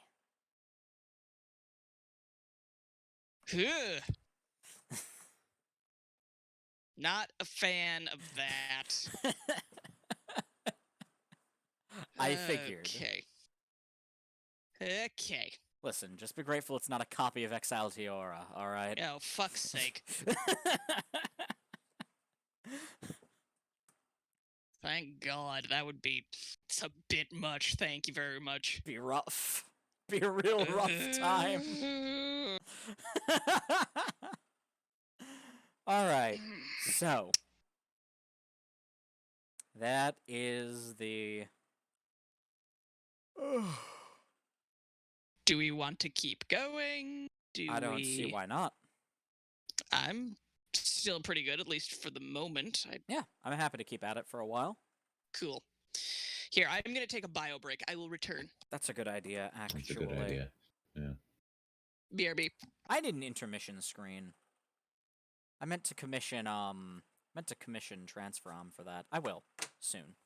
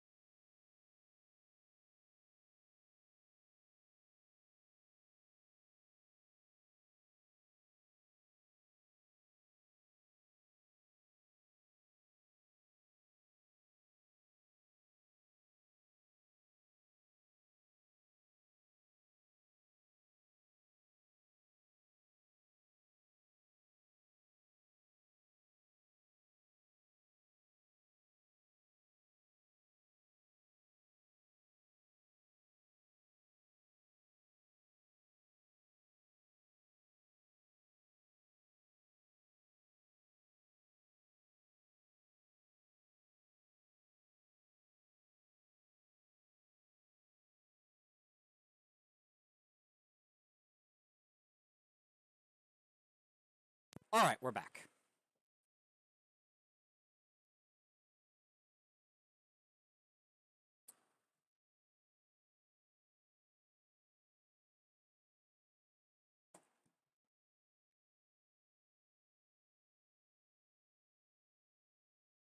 Oh.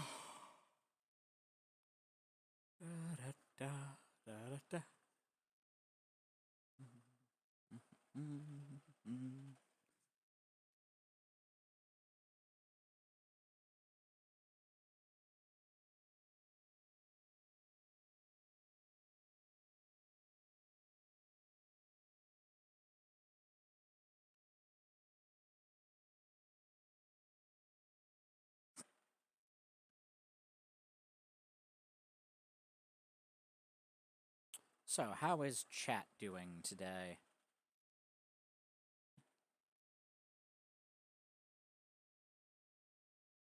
We wait for our friends to come back.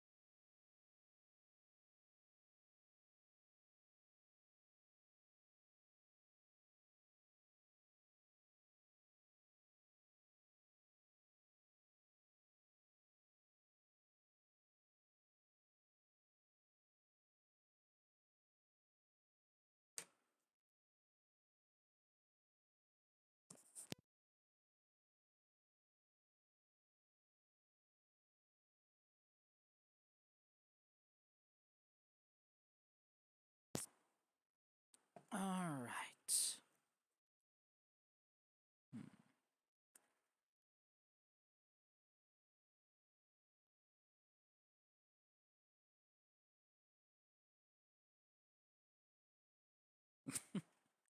It occurs to me I'm not very good at filling dead air.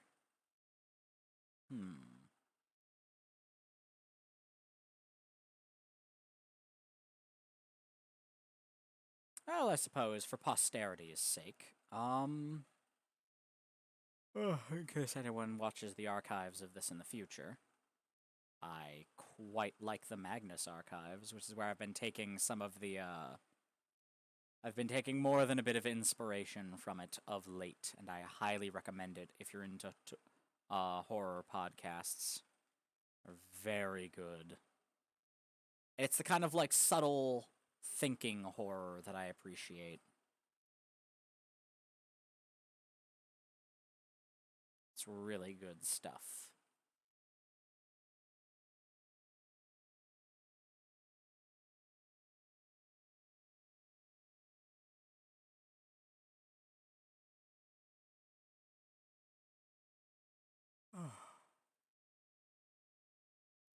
What's oh, I see.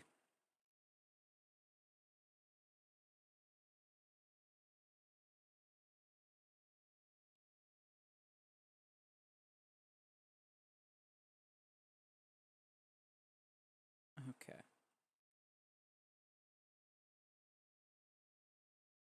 I should set up alert boxes. Maybe? I guess. Couldn't hurt. Ask Bon or Lottie about it later. Someone who actually knows what they're doing with this Twitch thing. Been at this for a few months now. Still not entirely sure I know exactly what I'm doing. But here we are.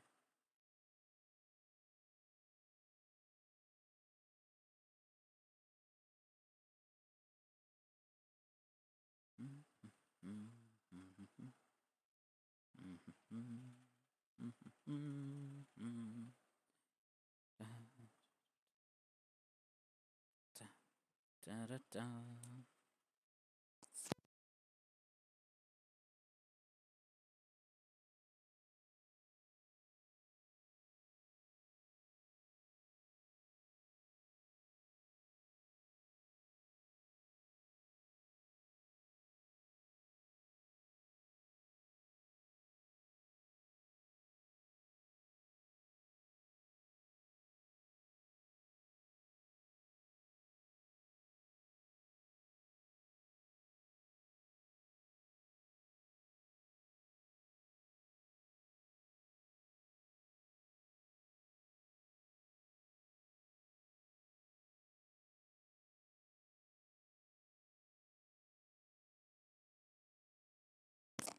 Rest in pieces, bottle of vape juice.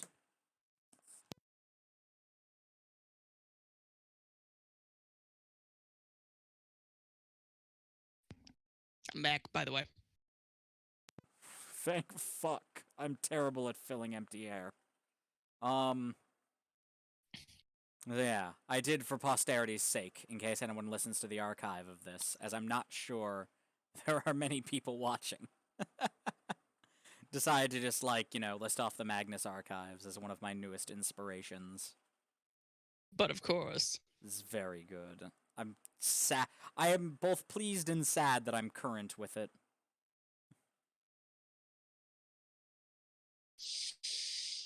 I can't. I need to catch up. I am not current, frankly. Oh, it's so good. So good. I need more Magnus archives in my life. And the final season apparently comes in 3 acts, which is interesting. And they're on Act 1 of 3.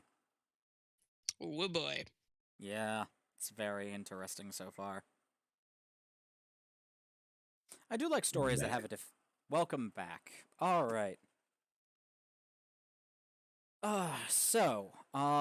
Yeah, just creepy new book in hand. Off you go to A ravine. You had a good name for it. Vandergorge. Thank you. Vandergorge. Vandergorge, yes. All right, and it's not as far as Ludovic seemed to think. It's maybe half a day's ride out. And we've got our flying horses, exactly. so we can just It's a day or two ride. It's a day or two's ride if you don't move as the crow flies. A crow would fly around the mountain. I go as the crow flies. Goddamn. It's very good. I loved that bit. I forget where I saw. I think it was a meme. Regardless, you head where you're going, and you get there in pretty record time. Question: as we get closer, do we smell anything burning? No. Not that kind of dragon, huh? Nope. Oh boy, that's even better. No. Uh-huh. Oh, I've got something special for you today. Don't God you damn it. worry. God damn it. Something very special in mind. So, you land. Uh-huh. You land near the ravine. And even from up above, you see like this vague glimmer of light down in the ravine.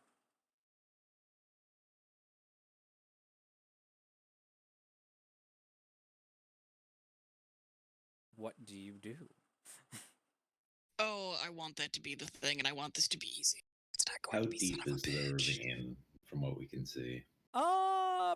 Pretty deep. It's at least 20, 30 feet down, easy. Oh, okay. That's less than I was thinking. It's not like this isn't horrific. This isn't like the worst. It's just pretty deep. Bad. Yeah. Also, it widens out into more of a proper like canyon, bit of ways down near the end of it. Okay. So I nominate the himbo to go see what's up. The himbo agrees quite readily. And just goes down there and checks it out and is like,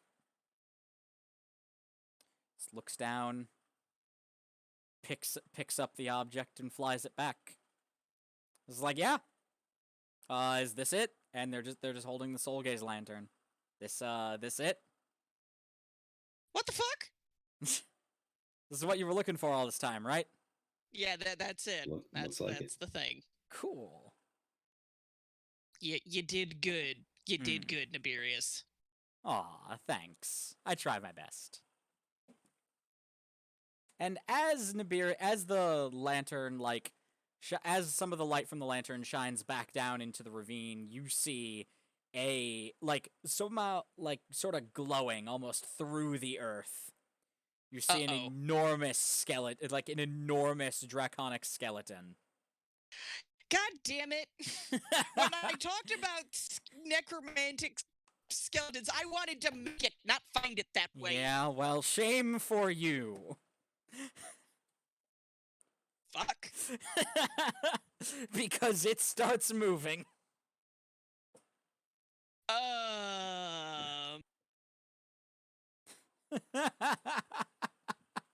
Whackbat squares up and pulls his arm out of the sling. Yep. I've been saving this for this. Necky whack romantic. Hello, Bun. Love you, Bun. Cute whack romantic. God damn it. All right. But yeah. Bun's just in time for the final boss of the world. How exciting. Okay. So yeah. Yeah, so this thing, like, with like you don't know how, because when it apparates over the edge of the thing, like its wings move and it flies and it lands with a very heavy thud, and it is just an enormous decaying dragon. Oh, this is some Dark Souls shit. However, you notice a few things pretty quickly. One, where its heart should be is some bizarre device that looks vaguely familiar.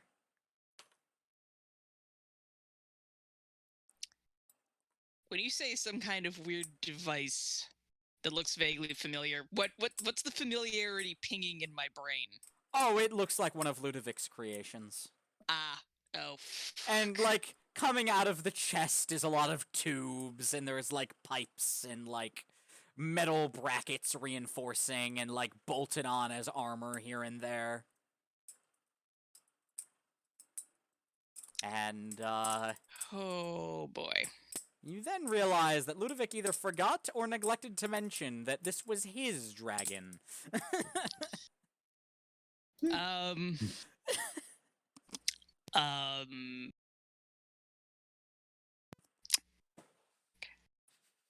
Yersinia looks at the dragon, looks at Mithraia, who still has, like, all these papers under her arm. Yep.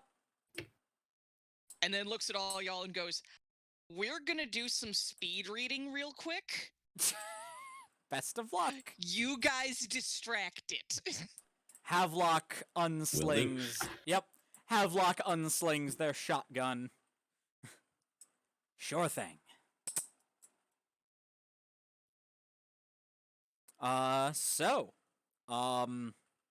The dragon, for their part, just stands there looking intimidating and roars. So, who's going first? Whackbat is going to pole vault onto it. Yes. Excellent! Nothing anyone does can stop me. How many d6s do I need to roll? Kinesect glaive. Let's see. How about, He is extremely excited, and Yeah, he's not no, paying this attention to anything anyone is saying. If this there's is- a plan, he's not paying attention to it. This All is- that matters is pole vaulting onto a dragon and punching it. Yup. This is very whackbat. 2d6 and take the best. Excellent. That's a 4. Hell yeah, it works. Excellent. You pole vault onto the dragon and punch it. In It the is background, you... nonplussed about being punched. In the background, the Game of Thrones theme starts to play faintly. Maybe. I hang on as best I can and quietly inform it that that was simply an appetizer.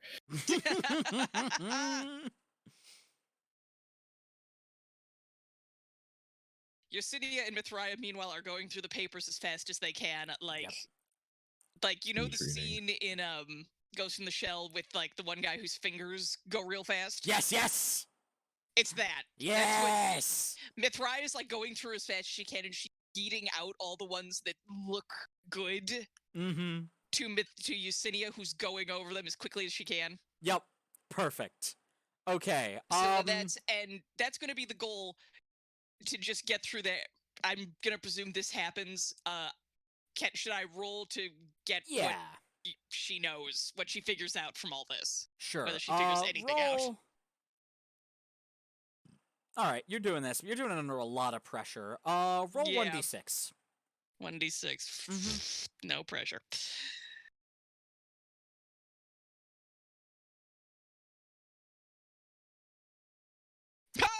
Nope. You've yet to find. All right, so you're going through, and none of Ludovic's notes yet mention a dragon. Okay. Or just like diagrams, information about what it like. Yeah, no, how nothing. this shit goes together. You found helpful diagrams about a lot of different types of zombie. Some of them give you some ideas, but nothing about the dragon, I'm afraid. Boo. Yeah, it's okay. There's plenty more to go through. Okay, we're gonna just continue doing this, and on my next turn, I think I'm just gonna roll that again. Yeah, Hopefully probably. we find something. Havelock, for their part, has shouldered their rifle or shotgun, and meanwhile Nebulous is just off being his with best himbo self. Oh yeah, like off with a battle cry. Away he goes. He draws what you realize now is like possibly an ancestral weapon of his. Because Nebulous carries 3 weapons. He carries a bastard sword, he carries a short blade, and he carries this great sword. So he has 3 different sizes of swords. Yes, he has 3 What different a sizes. Fucking diva. Yup. And he has drawn the great sword. It's like the people that have 3 different forks. And like, oh, the little one is for salad. It's like, okay, we know you're an aristocrat, buddy. Yup. To be fair, you've seen him wielding the bastard sword and the short sword as a pair. No one has ever seen him use the two-hander before. This is new. Oh boy. So yeah, he just goes and takes a flying leap toward this thing with the great sword. And Nebulous is a lot of things. He's fast, he's strong, he's upsettingly beautiful, but he is not subtle. Nope, he's just not moving, his strong point. He is just flying directly towards this thing with the sword. I wonder which one of us has the worst wisdom score. That is a really good question. Shit. Yeah, I really don't know. I'm honestly unsure. Fuck. All right. Yeah, so with Nebulous drawing the dragon's attention, Havelock takes their shot. And let's see. 2d6. Nebulous is being a helpy. Nebulous is helpful. And lines up, pulls the trigger, and hits Nebulous squarely in the chest. Oh my god. Oops. Fuck. Sorry, honey. Havelock just looks really awkward. Sorry. Nebulous looks back in concern. Like, Nebulous' armor is now dented in pretty bad. Havelock just looks awkward. He's like, oopsie. And now it's the dragon's turn. The dragon is very upset at having someone on them, and is doing their best to dislodge Professor Whackbat. I'd like to see them try. All right, Whackbat, you're doing fine. So give me 2d6 and take the best. Yeah, you stay mounted. You stay mounted. I have a tenacious grip. Yeah, it's doing its best, but that grip, that fucking grip. Actually, can I modify that slightly? Since I did pole vault onto it using my shape-shifting cane, I essentially have the cane, because it is shape-shifting, essentially looped around its neck, so I sort of have it collared. Perfect. Ride 'em, cowboy. Hell no, yeah. No, cat, no. Ride 'em, catboy? I mean, there's nothing wrong with that. This isn't Final Fantasy 14. Not yet. Not yet, anyway. Maybe one day. Ooh. Occurs to me, characters can come and go as they please. Bun should make a character. Yes. All right. So. Let's see. Our turn again. Whackbat. Oh, all right. Got this thing properly lassoed. Now, I'm thinking I'm, like, along its neck. Yeah. Mm-hmm. Does this guy have spines or spikes sticking up? out of it?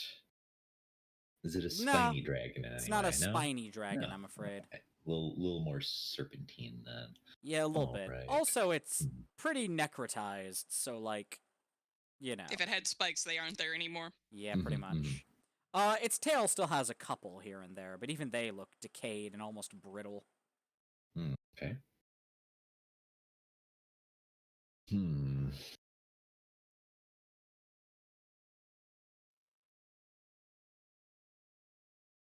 I'm going to see if there's any.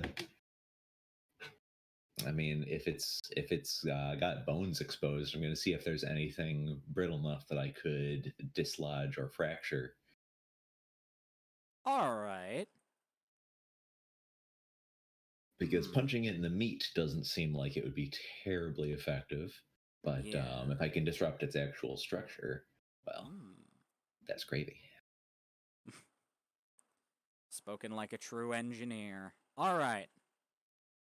Well, lucky for you, several patches of its hide are just gone, and the meat underneath is like there's more than a couple spots with exposed bone.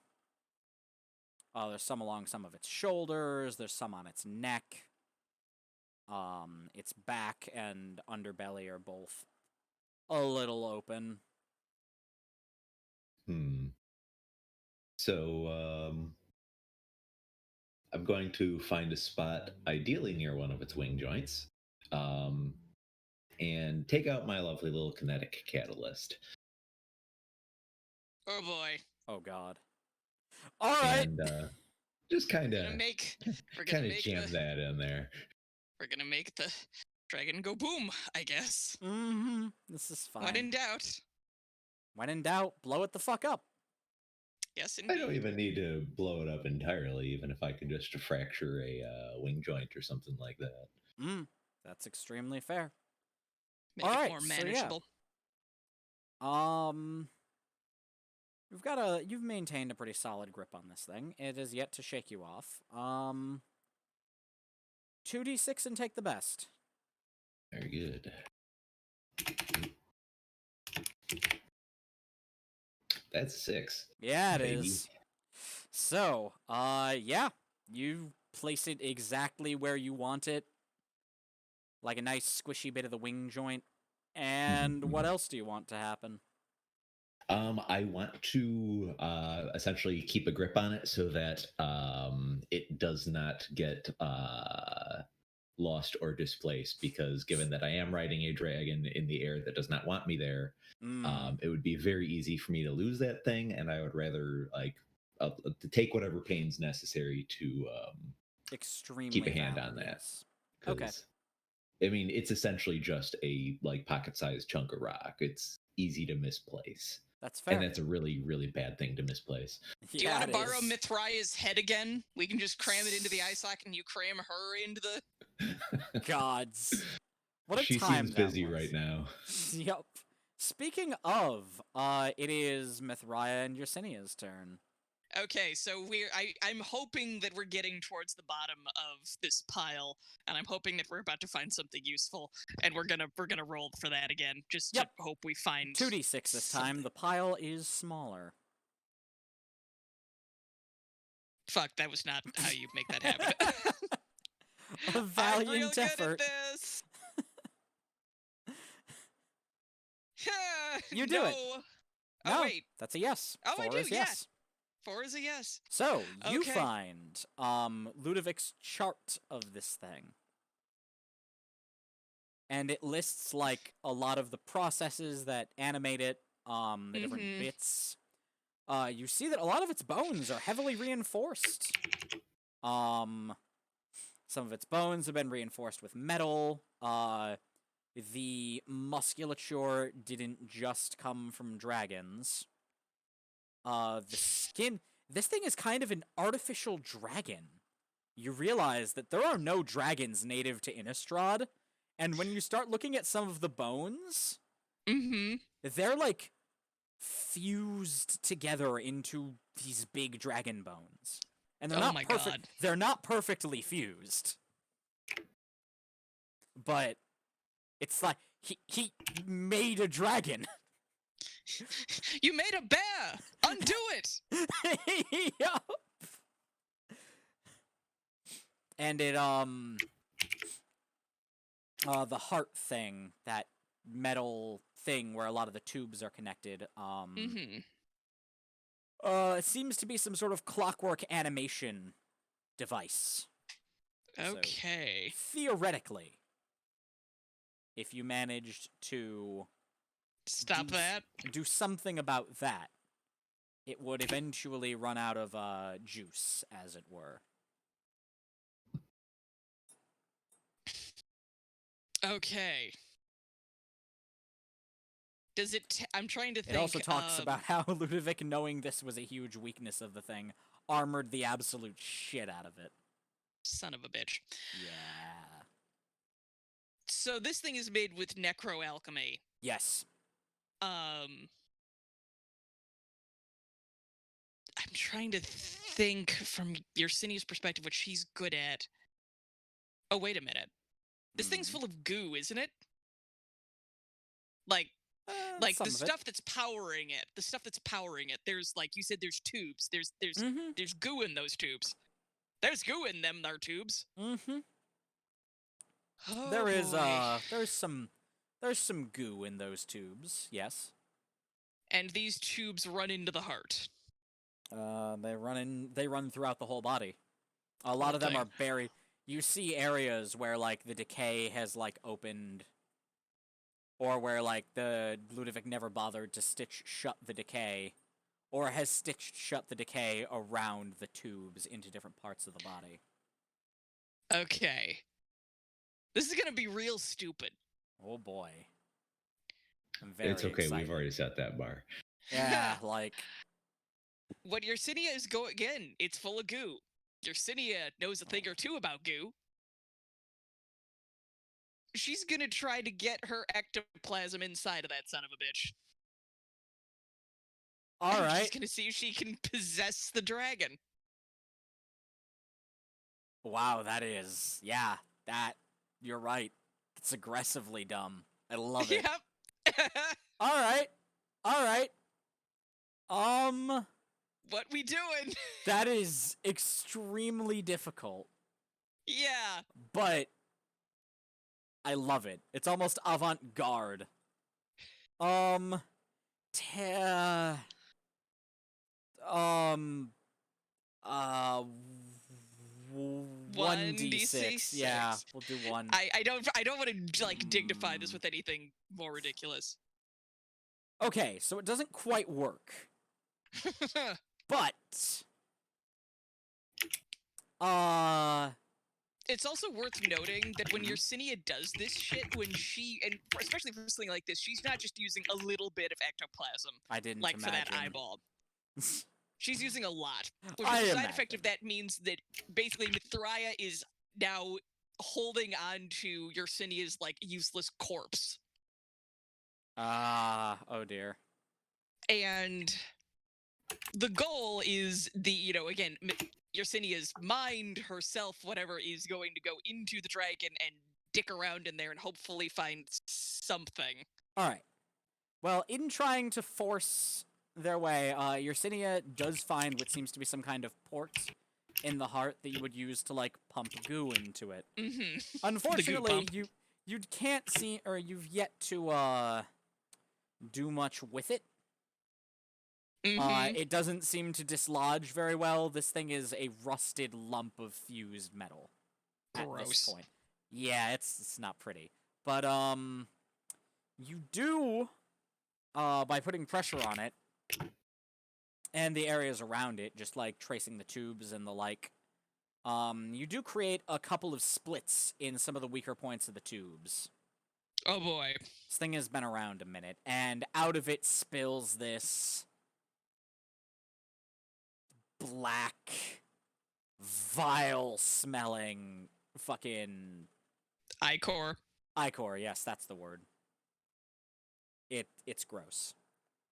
It's a bad time. Mm-hmm. It's grotesque. That's what comes out of it. And that is, yeah, so you don't quite manage, but you do some things to it, and, Does Yersinia manage to get in at all? Is she just stuck in there right now? not yet, no. So she's So just no, kind you didn't of get a in. goop on the outside. Okay. Yeah, but you're still on the outside. Yeah, you're still on the outside, but you did accomplish some things. All right, and for Havelock's part, they're gonna try again, and this time hopefully not hit their friend with the gun. In a monumentally bad shot. Jesus Christ. I can't believe I rolled double ones. Oh my god. That was so bad. We're having a bad couldn't day be with too dice easy. today. Yep. Okay, this one's better. Yes. Speak for yourself. I haven't failed a roll yet. Okay, You well, know what? That's fair. Whack-Bat is magic. Yep.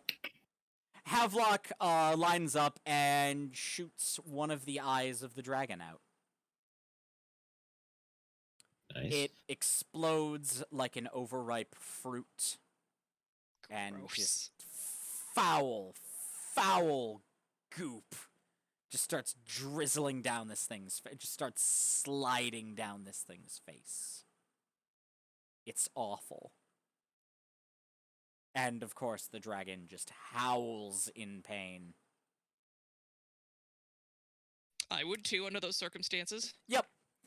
For the dragon's part, it is very upset at a lot of things right now. It's having a bad day. It's having a very bad day. But it is most upset with Havelock. Oh dear. And it, Havelock needs to roll a defense, and Havelock's not very good at that, so let's see. It just goes to, like, swipe at Havelock with claw. Big ragged clawed hand. And Havelock dodges quite neatly. Holy shit. Okay. When in doubt, get down! Yep. No, it's Havelock and the book, so it's weirder. Instead of, like, rolling out of the way or something, like, it's like an optical illusion. You know one of those, like, magic eye things where you're looking at it and then suddenly you see another image? It's just that. And Havelock is suddenly from one place and in another. Oh boy. He's just nearby it. I know that you don't intend this, but all I can picture is the ridiculous, like, after-image stuff from various anime. Oh, yeah, no, it's not like that, no. It's not Havelock moved so fast there's an after-image. Havelock just is somewhere now. And it seems it fucks with your head. It's not like it's not a nice, clean teleport. It really fucks with your head. I was gonna say it's the it's the Heisenberg principle. You know Havelock is somewhere. Yeah, exactly. You know Havelock is somewhere, and your brain can't quite decide on where, so it just decides it hurts now. Yeah. And that's that.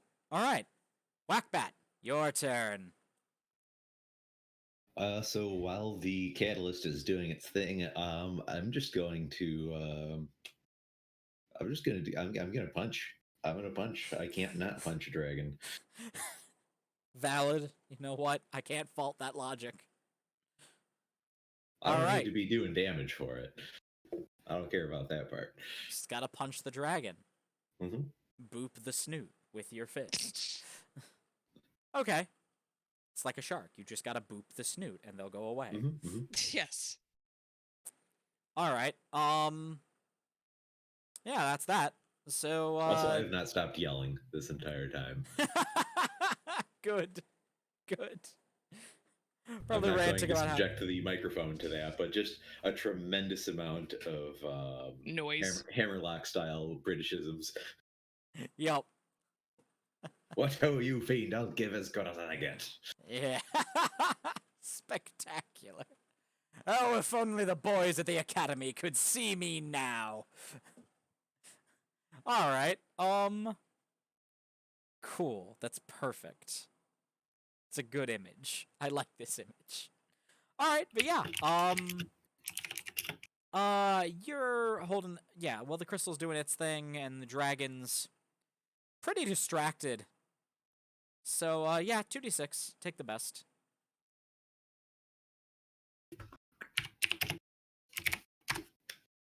That's 6. Yeah, you punch it real good. You punch it right at one of the exposed bones, and you, being you, know exactly where to punch. And it doesn't just break, it shatters. That's what they call a Queensberry chiropractic. God damn it. Yeah, no, it just shatters. And apparently this bone was a little important because it slumps suddenly. Like, it lurches forward a bit. And it's struggling to keep one of its legs under it now. Yeah, you may have broken one of its shoulder blades. Dragons have shoulder blades now, I've decided. I mean, they would need to just, like, support all the... I'm like yelling to your Yersinia, hey, can you take a picture?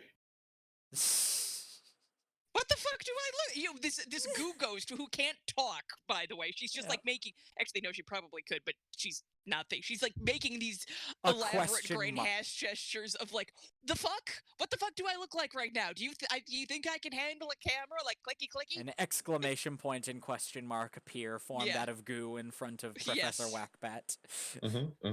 Perfect. Okay, but can you though?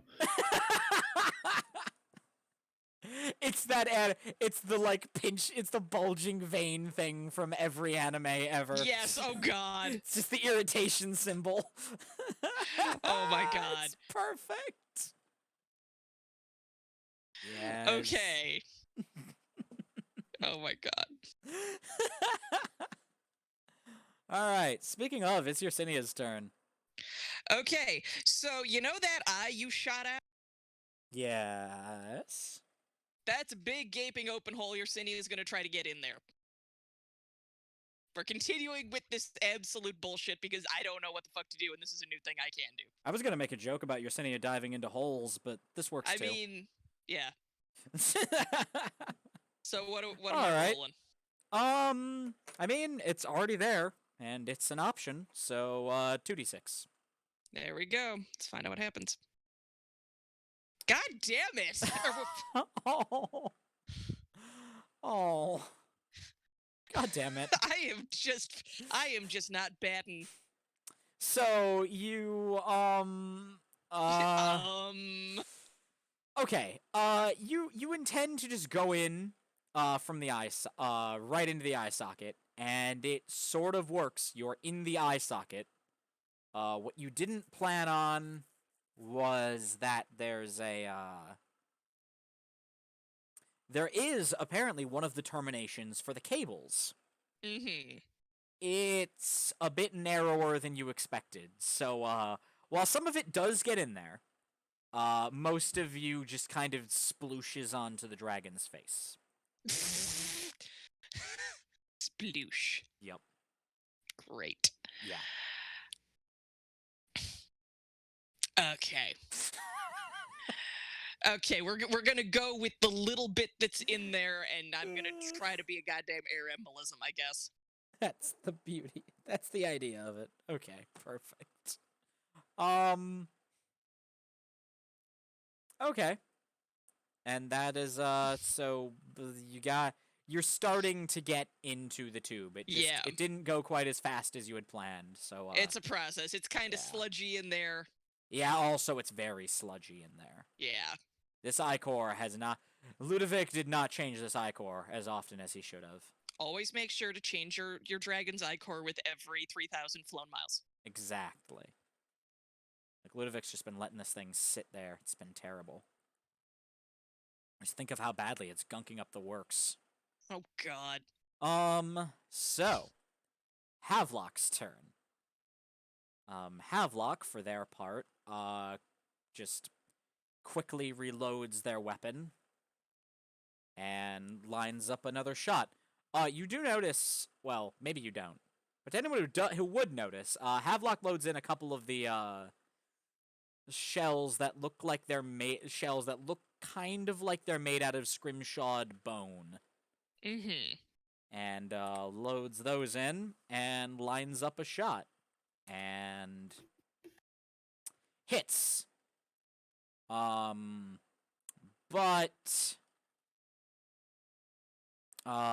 Doesn't seem to have the intended effect. It just seems to have... He just seems to have shot the dragon in the face. Then he looks expectant, like something's supposed to happen, and then it just kind of doesn't. It's like, oh. He just looks disappointed. But, you know, the dragon did get shot in the face, and like a good chunk of meat just slows right off the bone. Gross. Oh yeah. Oh yeah. This thing it's disgusting. It's a reanimated dragon. What do you want? I'm sorry. Did you want a nice sterile zombie? And yeah, the dragon, for its part, is getting very increasingly upset, and it starts clawing at the goop on its face. Oh, God. Taking off just chunks as it goes. I don't know how Yersinia would go about dodging this. I don't know that she need to. She doesn't really need to. The goo will reassemble itself. Yep. Or just, if any piece gets, like, yeeted too close to her body, she'll just reabsorb it. Ah, okay. That is the nature of ectoplasm. Okay, sounds good. And that is what happens. And, yeah. Now it's... And then the dragon takes a real deep breath. Oh, Jesus, fuck. And exhales this corrosive miasma. Oh, God. It's bad. Thriya takes one look at that shit and grabs The Yersidia's document. body, grabs the documents, and runs. Yep. Fuck that noise. Yeah, Havelock and Nebulous, Havelock, like, tries to move away and clearly isn't gonna make it, and Nebulous, like, quickly snatches them up and, like, gets them out of there. Fly, my pretties. Yep. And, Whackbat's fine, because Whackbat's just on it. Whackbat's fucking fine. It can't breathe on its own neck. Exactly. And, yeah, now there's just this lingering cloud of, like... What's horrifying about this is what you assume to be corrosive seems to be something far worse. Like... There's something about it that just vitrifies whatever it touches. Like, this is a pretty swampy... Not swampy, but, like, you know, like, there's mud... And, like, it just dries. It just dries and almost fossilizes. Whatever it touches. Not great. Yeah, no, it's not. I'm picturing, you said that it kind of, like, creates mud that, amongst other things?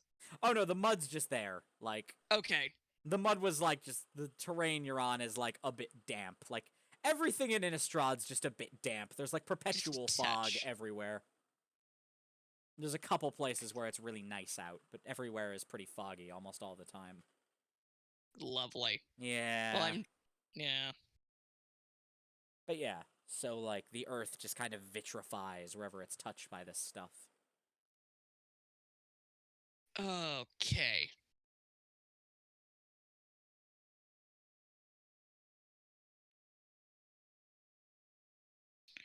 Oh boy.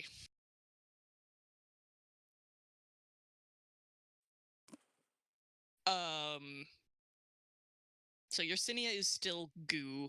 Whackbad, what are you doing? Living my best life. Yup! Whackbat's in his fucking glory.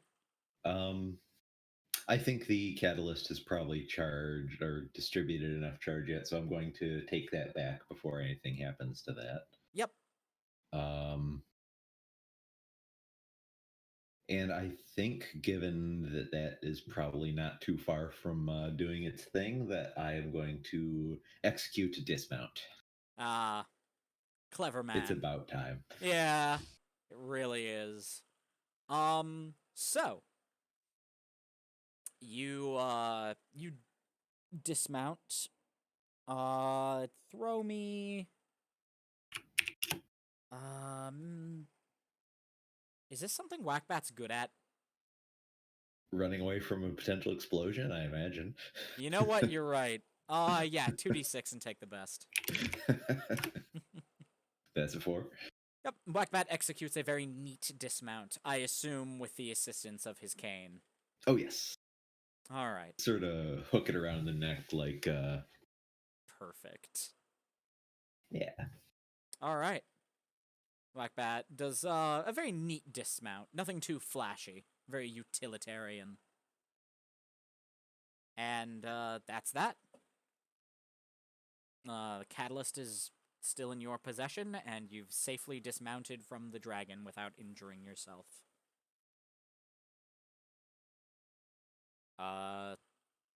Yersinia. So, the plan seems to be to blow this thing up. Does seem to be the plan. What Yersinia decides at this point is whatever's in there, whatever she's, like, the little bit of herself that she's managed to get into the dragon, whatever's there, that's gonna have to do, just because she doesn't want to be blown to the four corners of the earth. Yeah, fair. So I didn't use the whole thing. Well, still. But she basically just she leaves whatever's in the tubes there, pulls the rest of herself together, and stuffs herself back into her body. Okay. So Yersinia's body seems to come to with a gasp. Yeah. And, Havelock, for their part, just looks a little annoyed and lines up another shot on this thing. Like, I made these special. They're going to work, damn it! And this time, when they pull the trigger, they nail it right at the wing joint that the catalyst was working on. Oh boy. And two things happen very quickly. The first is you see that part of the dragon start to, like, glow. And, like, energy just starts pouring out of it. Just like this cloud of energy starts to pour out of it and head back towards Havelock. Interesting. And just flows from, like, now they have their hand outstretched and it's flowing down their arm and into the book. And the second thing that happens very quickly after that is it goes off. The explosive does its work. And what's interesting is the wing is still intact and just flies off into the distance. Never to be seen again. Little Team Rocket star in the sky. Yes, it just flies off into the sky with a little star and all. And the rest, just pieces of dragon everywhere. It's bad. It's really gross. It is raining disgusting, rotted dragon parts. Yeah. It's just raining dragon, and not in a fun way. Oh my god. Yeah. And you realize with a horror, as the torso, as like chest cavity and torso just explode, that while it sure did like to eat, it did not have the ability to digest anything. Oh god. Yup. And it's horrible. It is unspeakable.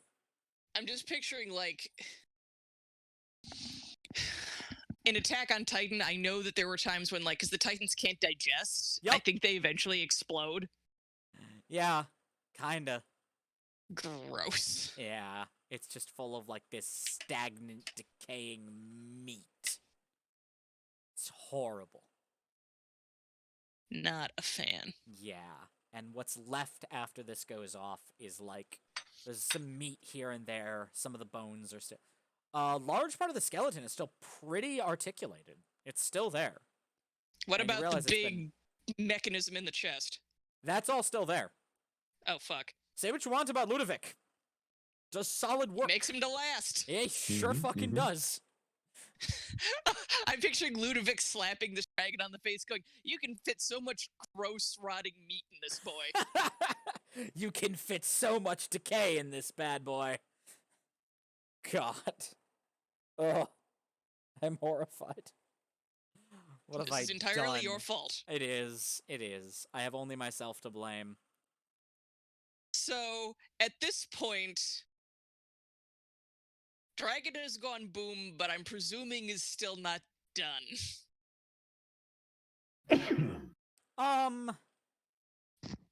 What's... Or does it just collapse? What's left of the dragon does get up and takes a few shambling steps towards you. Like all of the some of the tubes have broken. And it's just pouring this ichor stuff out. And the more of that it loses, the weaker it seems to be getting. Okay. And even the act of moving is just like, it's just losing more and more of it as it desperately tries to come and get you. And just slumps over. It's dragging itself with like its one good limb. Oh, I feel bad. No. It tried, but it eventually just slumps over. Whackbat dashes over and poses on it. Like one foot up on the back of the head. Sort of Perfect. Okay, so now can you take the picture? Mulligan Whackbat, big game hunter. I'm picturing, and not only are you standing on its head, but you've got like the stick like prop with in your hand, like propped out the way you see like hunters with like a gun, the butt of the gun on the head of the kill. Yep. Perfect. Your Cine's like, fine, give me the camera. Have to memorialize destroying beautiful work. Even if it did want to kill us. Oh, look at the bright side. You'll probably be able to make 6 more with him staying in the collection. Hopefully we can make them a little smaller. I wouldn't mind also one of these things. Also, just a tremendous amount of nuggets. Oh, God. What? Wait, are we talking about dragon shit? No, what? Nuggets. No. Wait, what? Sorry. There's a lot of good meat in there. Yeah, no. Oh, make some dragon nugs. Ugh. Be delicious. Dragon nuggies. Yep. Get them nuggies. Dragon. I'm just going to forget that I've ever heard that. You're welcome. I'm what, not dragon sorry. Nuggies? All right. So, now what? We've got the Soul Gaze Lantern. You did it. Blew up a dragon. You sure fucking did. Looking at it now, we go it's... home? Almost. Yeah, looking at it now, it's impressive. Like, most of the bones are exposed on it now, and, like... There's some lines where Ludovic clearly fused bones together, and they were not... He was not picky about what bones he used. But... Yay. Yeah, and then reinforcing that is, like... He wrapped the whole thing in wire. Or not wire, but, like, bands of metal, bolting it all together and holding it. It's all quite impressive. Yeah, your Cine is, like, now she reabsorbs, like, the 2 little globules of whatever of herself was left in there. And she starts going over the dragon with a fine-tooth comb. Figuring some stuff out. Alright. And she's very interested in, again, the way he bonded bone onto bone to make, you know... Again, she still has that duplicate of one of Mithria's wrist bones. Yep. And she's definitely got it into her head that she wants to figure out a way to make that thing grow and stretch and do all kinds of interesting things. It'll take some time, but we can get there. It's a process. Havelock, for their part, just, just takes out cigars and just offers them to people if they want them. I will take one. Perfect. Vlok quickly clips their own cigar and lights up. It's just like, well, that was unpleasant, but worthwhile.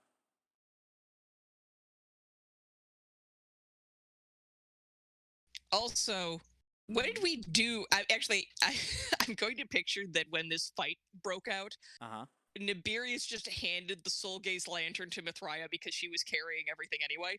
Yes. Definitely. Mithraia has just spent this entire fight, like, with a corpse hucked over one shoulder, a bunch of papers under the other arm, and a very delicate, lantern in the third, just running away. Yep. Mithraia's just been our pack mule, the poor thing. Just going, question, has anyone here, I think you have, AK, but Nick, have you watched Skullfix bookseller Honda-san? I have not yet, and I really need to. Oh my god, you do. Very good. It's so much fun. But yeah, there's one scene where Honda is running around, and so Skull going back and forth on screen going, shit, shit, shit. And that's what I pictured Mithraia did this whole fight. Amazing. It's perfection. But... Alright. But yeah, so Justine and Mithraia are going to take a bunch of notes. Hell yeah. And then I guess we go home? Yep. Also, your door has already opened for you. And is waiting for you whenever you're ready. Yesenia is definitely eyeing that lantern. Mm-hmm. She's got thoughts. I'm sure she does.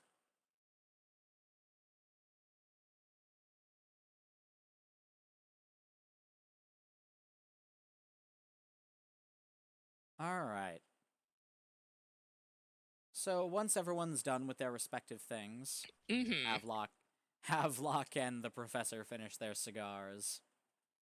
And Yersinia finishes her notes. The door swings open quite gently. And you look back into the welcoming glow of the Nebulous collection.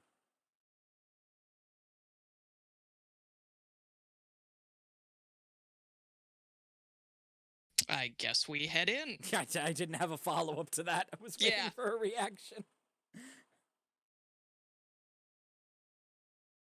All right. Yes. As we go in, Yersinia leans over to Whackbat and is like, please do not tell the professor we destroyed this thing. I think he'd be very upset. Can I tell anyone else? Yes, but only through interpretive dance. I immediately start telling people how I punched out a dragon. Yes. Like, I don't have to, I will insert myself into conversation, be like, oh yes, very interesting. So have I told you how I punched out a dragon this very day? I have photographic evidence. A whole bunch of photographs that sometimes he just casually makes it rain from one of the balconies in the library segments of the collection. Oh god. Sure. Yes. I love this. All right. He just starts inserting copies of the photo into various books, sort of like anonymous signatures. Oh god. Of course he does. Oh boy. Yeah, Yersinia just casually kind of. Yes, the Soul Gaze lantern. It's definitely in. We've got. Can I borrow it? Can I use that? Curator, I'm not going to try to pull shit on you because that's a useless endeavor. So I'm just going to be blunt. I need that thing. I need to use it. The curator I have tests. The curator just shrugs. It's like, I don't see why not. I promise I won't damage it, take it apart, or let any harm befall it. Oh, I fully expect you'll do all of that and more. Such is the nature of scientific research. I wish you the best of luck in your studies. Thank you. As she's walking away, you can hear her yell to Mithrai, "Hey, let's go and see if we can animate a light, stick a soul in a lamp." Or wait, no, what? Sorry. What would be? Whatever, we're going with it. I'm just not on my brain game, apparently, at least as far as humor goes. You're doing your best. No, hey, let's stick a soul in a mayo jar. Perfect. God. Also, what I'm picturing is, like, we all get home. We all, Just like, get new settled. And horrifying level of the word soul jar. Yes. I hate it's a soul jar full of Miracle Whip. Oh. You can spread it on a sandwich. No. Why? Why you do this? Anyway, what were you saying? Well, two things. One, what I'm picturing is, like, so this is sort of the for next time. Yeah. It's been a bit. Uh-huh. Time is weird in the collection. It certainly is. We have been away for a minute.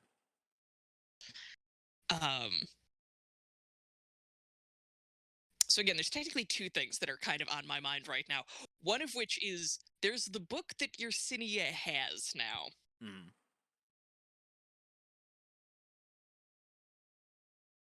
Yeah. I have no idea what she's gonna want to do with that. That thing's dangerous. Oh, yes. Though not in the ways that you think. I know exactly what that book is. And I have plans for it. Oh boy. Okay. Well, in the meantime, Yersinia is going to do what she's encountered a couple of evil books in her day. Mm-hmm. She's familiar with Havelock's circumstance. Mm-hmm. She's definitely going to do what they do back on God, what did I call her planet? I think I just called it Hades. Okay. Or Plutos. Okay. On Plutos, a book like that goes in a metal cage, and it only comes out with, like, multiple people to keep an eye on it. Sounds good to me. So, it goes into a nice locked cage on the bookshelf. Mm-hmm. Where it will be dealt with sparingly. Mm. Also, I'm picturing, we're all, like, relaxing, doing our thing. It's been a couple of days. And then another tube shows up. Yup. Not this time. Well, not yet, no. Not yet. We have to go and organize the stacks. Yeah, probably. Gross. Yeah, it is. Excuse me, I'm getting beer. That's valid. I love the Magnus Archives for that.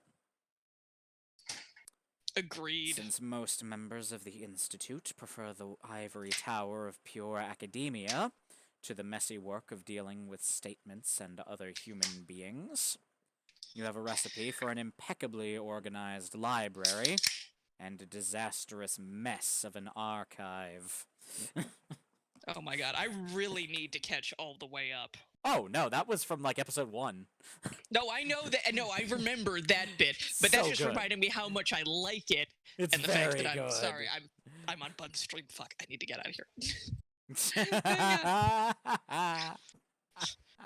Cross stream pollination, excuse me.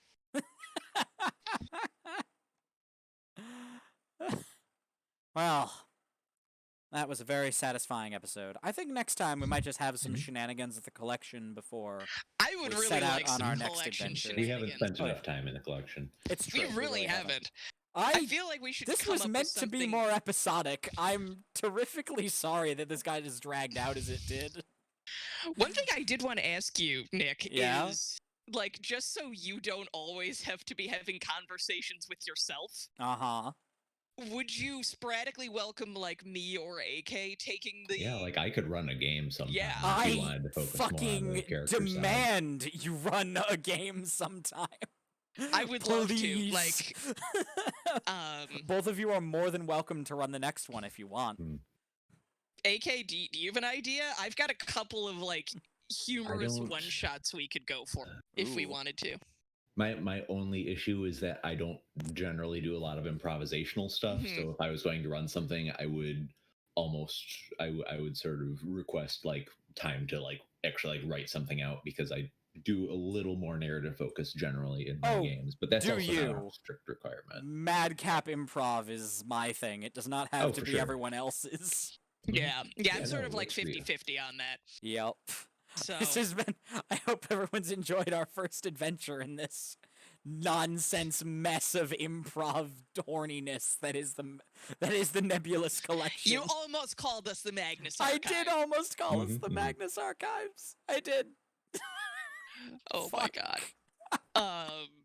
So yeah, if y'all don't mind, I'm gonna come up with something hopefully pretty short, pretty funny, and maybe kind of spooky. I like spooky funny. And let's go for it. What I'm kind of picturing at this stage is it's Scooby-Doo, but it's in the Nebulous collection. Oh my there god, may be a scene with people running in and out of doors. Oh fuck yeah. Perfect. So I've got like again the inklings of a couple of ideas. So I'm gonna just like jot down a bunch of notes. And if y'all want to come along on Yeen's crazy humor trip, then I would be very happy to make that happen for everybody. Sounds lovely to me. I'm down. All right. Well, this has been great fun. I suppose we should raid into someone. And last I checked, Fun is doing them a partner push. Yeah. Seems like. Me and my...